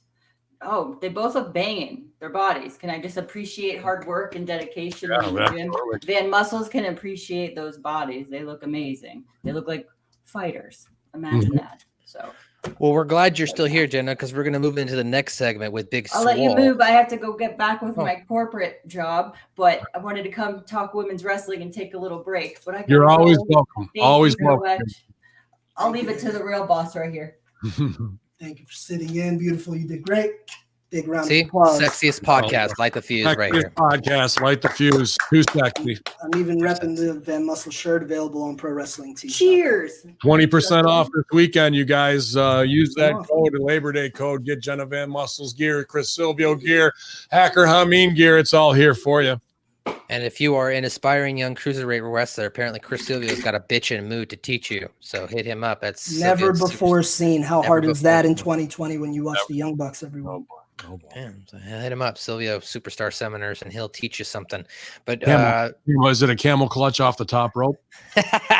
No, but that ain't a bad idea. We did drill camel clutches last week, by the way.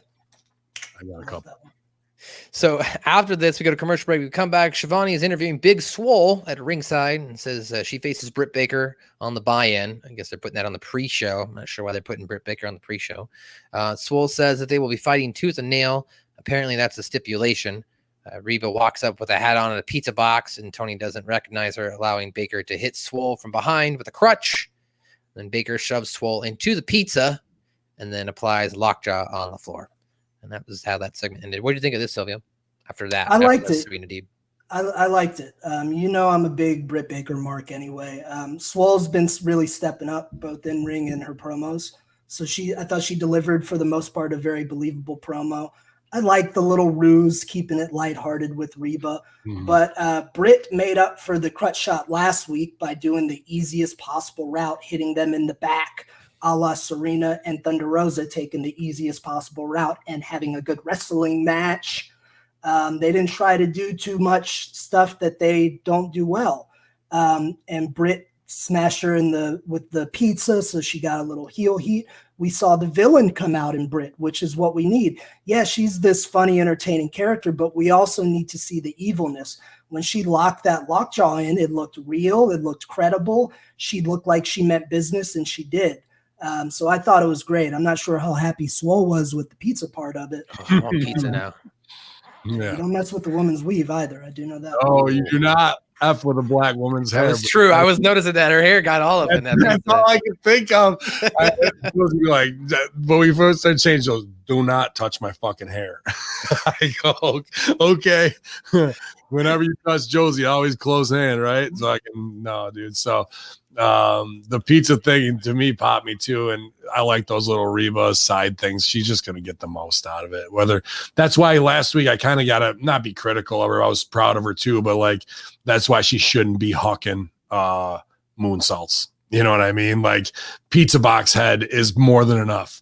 Pizza box head doesn't do moonsaults. You know, like that's just the kind of shit that I would like to see off there. So good character work after solid wrestling work. That's the right way to book it, right? Even if it was women, doesn't matter. Character action.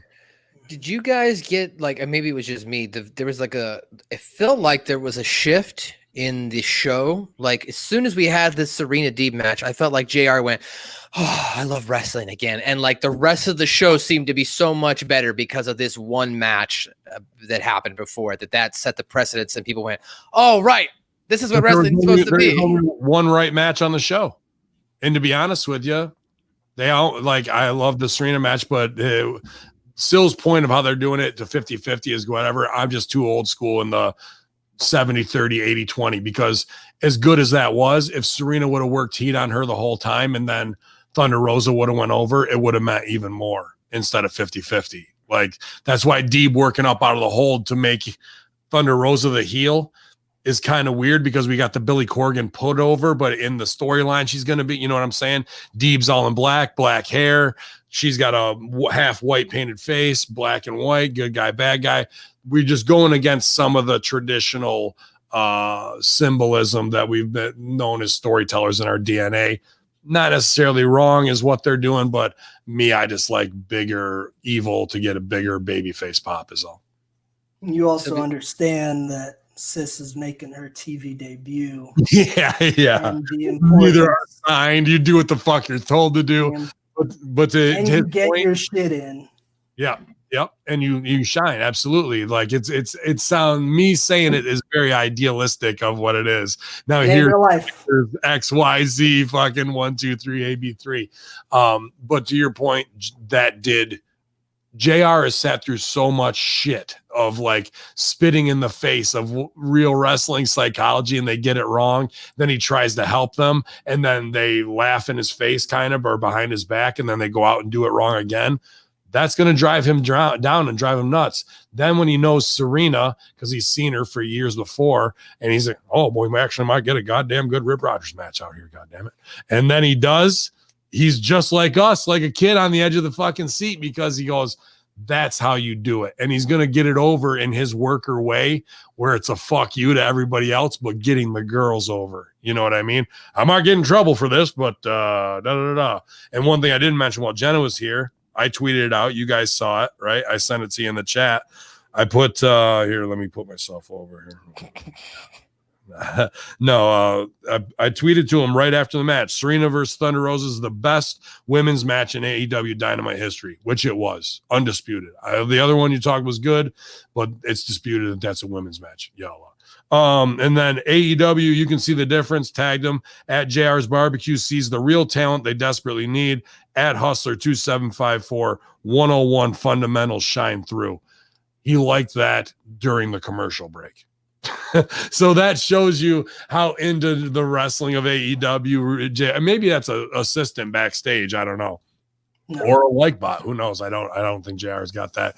But then Hustler follows up in the thread. JR likes that one too. Like that. There's just those of us who get it and are going to get it because we were trained by those who are the masters of this industry.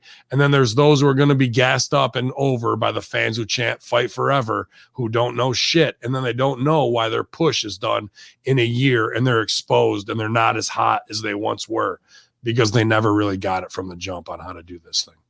In the last JR tidbit, we've talked about how he said, oh, I don't want to get in trouble, but then quoted something about the women's division.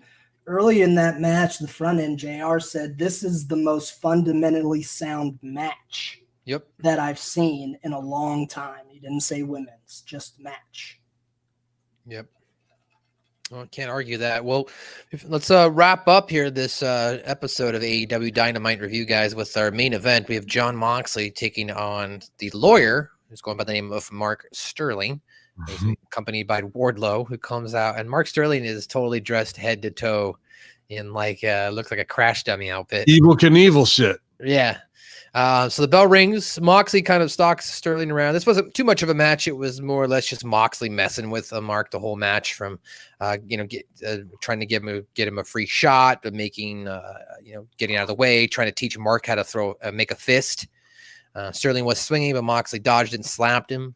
There was at one point Moxley was offering Sterling his back, but sidestepped him, and then he fell out to the floor. And then eventually Moxley got bored, chased him around the ring. They got back inside. Sterling poked him in the eye, and then John clotheslined him. And then eventually, though, Moxley hit him in the back.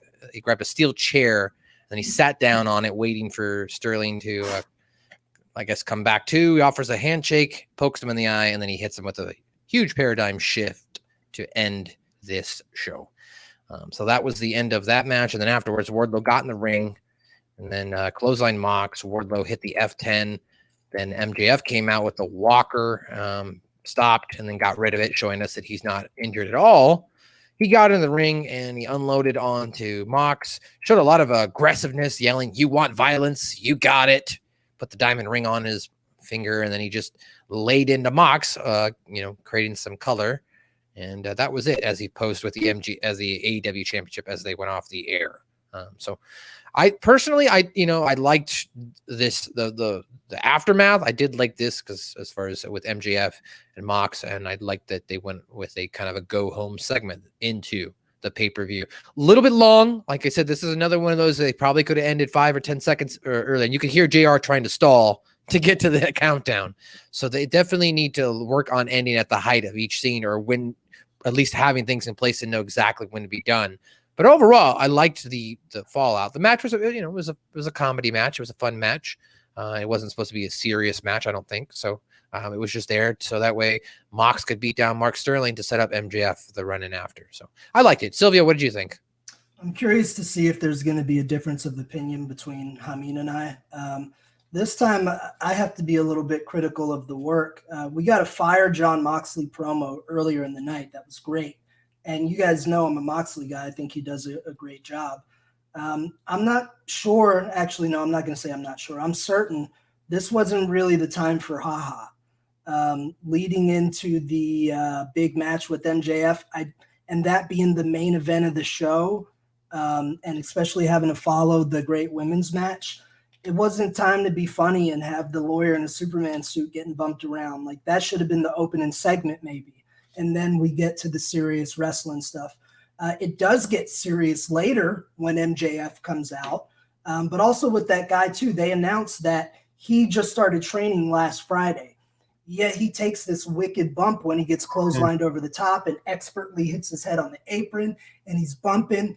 So what Mark needs to work on, if this is the role they want him in, he's got to learn the art of learning how to work almost like a ref or a manager, where it doesn't look like you're a trained pro. If that's the gimmick they're going, he can't look like he knows what he's doing, even if that means he's on defense. But I did love once MJF came down slowly, undoing the shirt, busted him up, got the blood all over him. Great visual. I think MJF really, really, really killed it. My only critique, I would say, is that it was a little similar to what Jericho did. We had the same situation with the blood. And the segment before, we had Britt Baker now out of the wheelchair, and we have MJF now out of the neck brace. So a little bit of same. Interesting. Good call out. Great stuff by MJF and Moxley's. I mean, that's a good point. I hadn't considered that. That might not have been the spot for haha. But Ben, I mean, what did you think? Sill's got great points as always right there. Him doing that bump to me, I was like, yeah, I do pop. My new thing is I might just go up to scream at people in their face, I'm a lawyer. I'm a lawyer. That's my new favorite taunt, to people. And maybe you'll get punched in the face for it too, as well, like he did. They got their jokes in. And he goes, well, maybe Mark is smart. I mean, after all, like little shots that they want to do there, cutesy things. But is it time for Gaga in the main event there? It fell flat, but I think that's just because we watched an awesome wrestling match. It would have been better in popcorn seg to do that over, especially in between the multi-man clusterfucks that we had tonight. You know what I mean? That would have broke them up a little bit more to get it over. But and then I would have scrapped MJF's heat out of that and roll MJF's heat into the end in some way, whether it's them getting a hold of Mox backstage and doing something violent or what have you and bringing him out, beating up. And maybe that's where Mark's all beat up from the first match and he's going to do something and fucking hit him. You know what I mean? That's where the lawyer gets his retribution and then they fuck him up that retribution. Way. Yeah, and leave him laying. But yeah, to come on the heels of Gaga to go to violence, that's a tough shift. That's going first gear to fifth gear. You know what I mean? That's just driving two different vehicles. And again, the theme of the night, aside from the women's stuff, confusion, too much going on of what to pay off going into things that way. I liked his gear. The guy did a good job. I know he's a trained indie guy. As far as the character, he had it, but the wrestling did need to back it up and look a little sloppier. Get thrown through the second rope, catch your toe on the fucking shit can, and you go face down or something where it doesn't look super athletic, like I'm going to take this. But by this time, my night was made, so I really didn't have too much animosity towards some wrestle crap stuff at this time. And MJF did have that picture, but I'm thinking to myself, boy, best in the world, goats. Why are we getting color in the middle of the show and doing that spot at the end? You're not getting max value out of it when you do that. And then I wasn't even thinking about out of the wheelchair, out of the neck brace, which again, segment to segment too.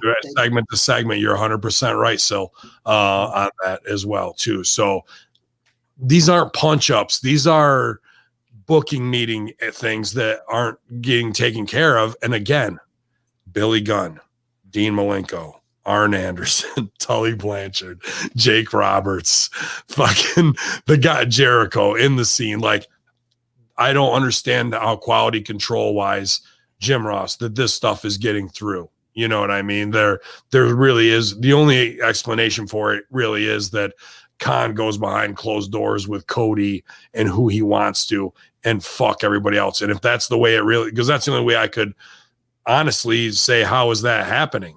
Like, how are these things happening? Because those guys must just be there to collect a check. But I think they love wrestling too much to allow this to happen constantly. I don't know, man. I think the lawyer did a good job. He tried his best to be entertaining. He worked hard. He did everything that was asked of him. It just wasn't the place for that. And this is another thing, twice in one day, fuck, lightning struck twice, that I got to side with Hamin. It drove me absolutely bonkers when MJF and Wardlow were taking it to Moxley. This one ref is out there and he keeps doing this to ring the fucking bell. He did it like 5 times. They're attempt to pull. What is that sound going to do to stop a man? It's not even like it was a match that they were having. That's to be used if Hamin and I are in a match, the match finishes, and then we start fighting again. Sure, ring the bell because maybe somebody doesn't know it's over. But that was the ref's answer to that problem. I mean, I would have him eggied to do this, but if I'm doing that spot and he's getting heat on me and referee Sideburns comes over, what's he going to do? He's going to, not that he's even close to my size, but he's going to Herb Dean me, pull me off, like try to grab my arm. I'm going to realize this guy's grabbing me. I'm going to stand up, shuck him off. And then what am I going to do to that ref, Sil? Try blumping. I'm going to fucking knock him out. I love punching Sideburns in the face without telling him. He just knows it's coming. Like, oh shit. I'm like, Mass, pull me off. And he knows, fuck, I'm about to get punched. and I lay it in just because it's fun for me to punch my best friend in the face. But you know, that would up the heat. But if you got guy in the back going, ring the bell, or counts 1, 2, 3, and then no, that wasn't a 2 count. He got his finger on the rope. I don't trust them to take a fucking punch out of nowhere to up my heat. You know what I mean? The refs are really the bell ringing was annoying. I'm surprised like Wardlow or somebody just didn't get out of the ring and grab the bell and use it as a weapon. I thought that's what they were leading to that, but yeah, well, that's whatever. I mean, we're talking about people who aren't ready to be on TV, who are on TV, and that's the referee squad. And I'm not trying to shit on them because I know they love wrestling too, and they have been a part of this business. But this is where we need to have a real board meeting and say, we got to bring in Jimmy Corderas, or who did they bring in on? They got Kyoto, bro. Kyoto. And they have that other dude. Like we need to have seminars for refs for the next 3 to 4 months before every show, run through every scenario. Let's really give these kids the knowledge that they don't have, that a Kyoto or Cordera have, and Corderas has, and school them. You know what I mean? Posey is the other one they have. Former WWE. How do you have top of the line people, legends, and these punch ups and these bad scenarios are still happening? So I don't understand that. I don't know. It just drove me nuts. That shows me their cast isn't working together as a cast and a cohesive unit. The people who have the knowledge are trying to give it, and those who should accept it and apply it are scoffing at it and thinking they're over in a new way of wrestling. That's the only thing I can think of happening, because it should be getting better on that, and it's definitely not. And your tag team wrestling should be getting better, and it's not. Well, guys, that's another edition of Light the Fuse right here. You're another action-packed edition of AEW Dynamite. We've given you over 2 hours, as well as we give you the sexiest people on Hamin Media Group with Chris Silvio and Jenna Van Muscles and Ben Hamin, because Ben Hamin's a good-looking guy too. Right. And I'm just here. That's fine. But that being said, guys, we appreciate you continuing to download all of our content, supporting us at Hamin Media Group. Tomorrow we will be back for Smack Attack. That'll be out this weekend. NXT UK is apparently back in business, so Old Athers is going to have some conversation about that. He's got this funny picture that he posted in the Discord where it's the European market set up with all the pedophiles' faces on the pictures. So check that out in the Discord. We got some shenanigans going on the Discord, but hey, that's the point of the Discord, is for the diehard Hamin Media people, where we can laugh, have fun, we don't judge each other, and nobody's gonna get their shit banned. So check that out. If you want the link, shoot me an email, haminmediagroup@gmail.com, or go on to Twitter and send me a DM at Hamin Media Group, and I'll send you over the Discord link. If you're in the Facebook discussion group, you know how to get in touch with me. You can also, of course, check out the brand new Triple D's Star Trek podcast, guys. That just dropped this morning. I put a lot of time and effort and energy into this podcast. This podcast and the NFL podcast, I probably spend the most editing in. Yeah, no, it's fun. And D gave me creative liberty on this one, so I put a lot of clips and sound effects to accent the fact that he's by himself. So it's a really good episode, I think, probably better than this first one. So that's good for D. Thank you so much for all the hard work you're doing, Matt. Oh yeah, no problem. I appreciate you. I appreciate it. It's fine. That's why you can show up 10 minutes later, not at all, and I don't. I know you're doing a ton. I know you are. Well, I appreciate it, guys. But yeah, of course, also check out a brand new episode of the Wednesday Locker Room with Bello and Obi-Wan Kenobi. That's up right now. They think they're the sexiest podcast. Go tweet them that they're not. And then, of course, you can also check out a brand new episode of the Friday Locker, which will be up tomorrow with Ben Hamin. He took your phone calls. If you missed that, you fucked up. So yeah, we were going to do that today. We fucked up. Too much to go on. But phone calls or Jenna Van Muscles, that's a no-brainer, bro. Yeah. No-brainer on that one. You can follow me on Twitter, Instagram, Matthew_Schaffer. Brand new episode of South Park Podcast is up. Silvio, go ahead, sir. Yeah, we kind of blew our phone call spot there, but that's all right. Sometimes shit happens. Next week we'll let you guys get your shit in. Yeah, you guys know where to find me at the Chris Silvio all over the place. We're open for business, accepting new students at Sci Dojo. I'm only working with my current online students, so no newbies coming in until I say otherwise. That's all I got. Good shit today, boys. What you got is more than enough. Ultra violent, big sexy, and I was glad to be back on with you guys today to be able to really exhale and feel like we accomplished something, because when one of our core members, brothers and sisters, does well, we all win, man. And it's nice to get that feeling and to be able to talk positively about the people we love and care about the most, especially doing the art at the highest level that we want to see it done at. So I couldn't be happier to do a Light the Fuse episode, probably my favorite episode of Light the Fuse. You might not have liked the AEW Dynamite show because of some of the choices, but I don't give a good goddamn, because I could talk about the people I care about all day long when they do things the right way and they get the spotlight put on them that they've earned for many, many years. And now they're getting what they deserve. And that makes old Hacker's cold heart warm up a little bit, 1 degree that day. As we Vince's heart melted and it got 3 times bigger that day. But we brought Silvio. He had to agree with me 3 times a day, and he didn't want to. So the force is balanced as we do it here. HackerHamin.podbean.com, Hamin Media Group Infidels, Twitch.tv/Conspiracy Horseman. We don't even have to light the fuse because my girl, the Sizzler, blew up the spot already in a controlled demolition, homie. Yeah, ain't no such things as halfway crooks.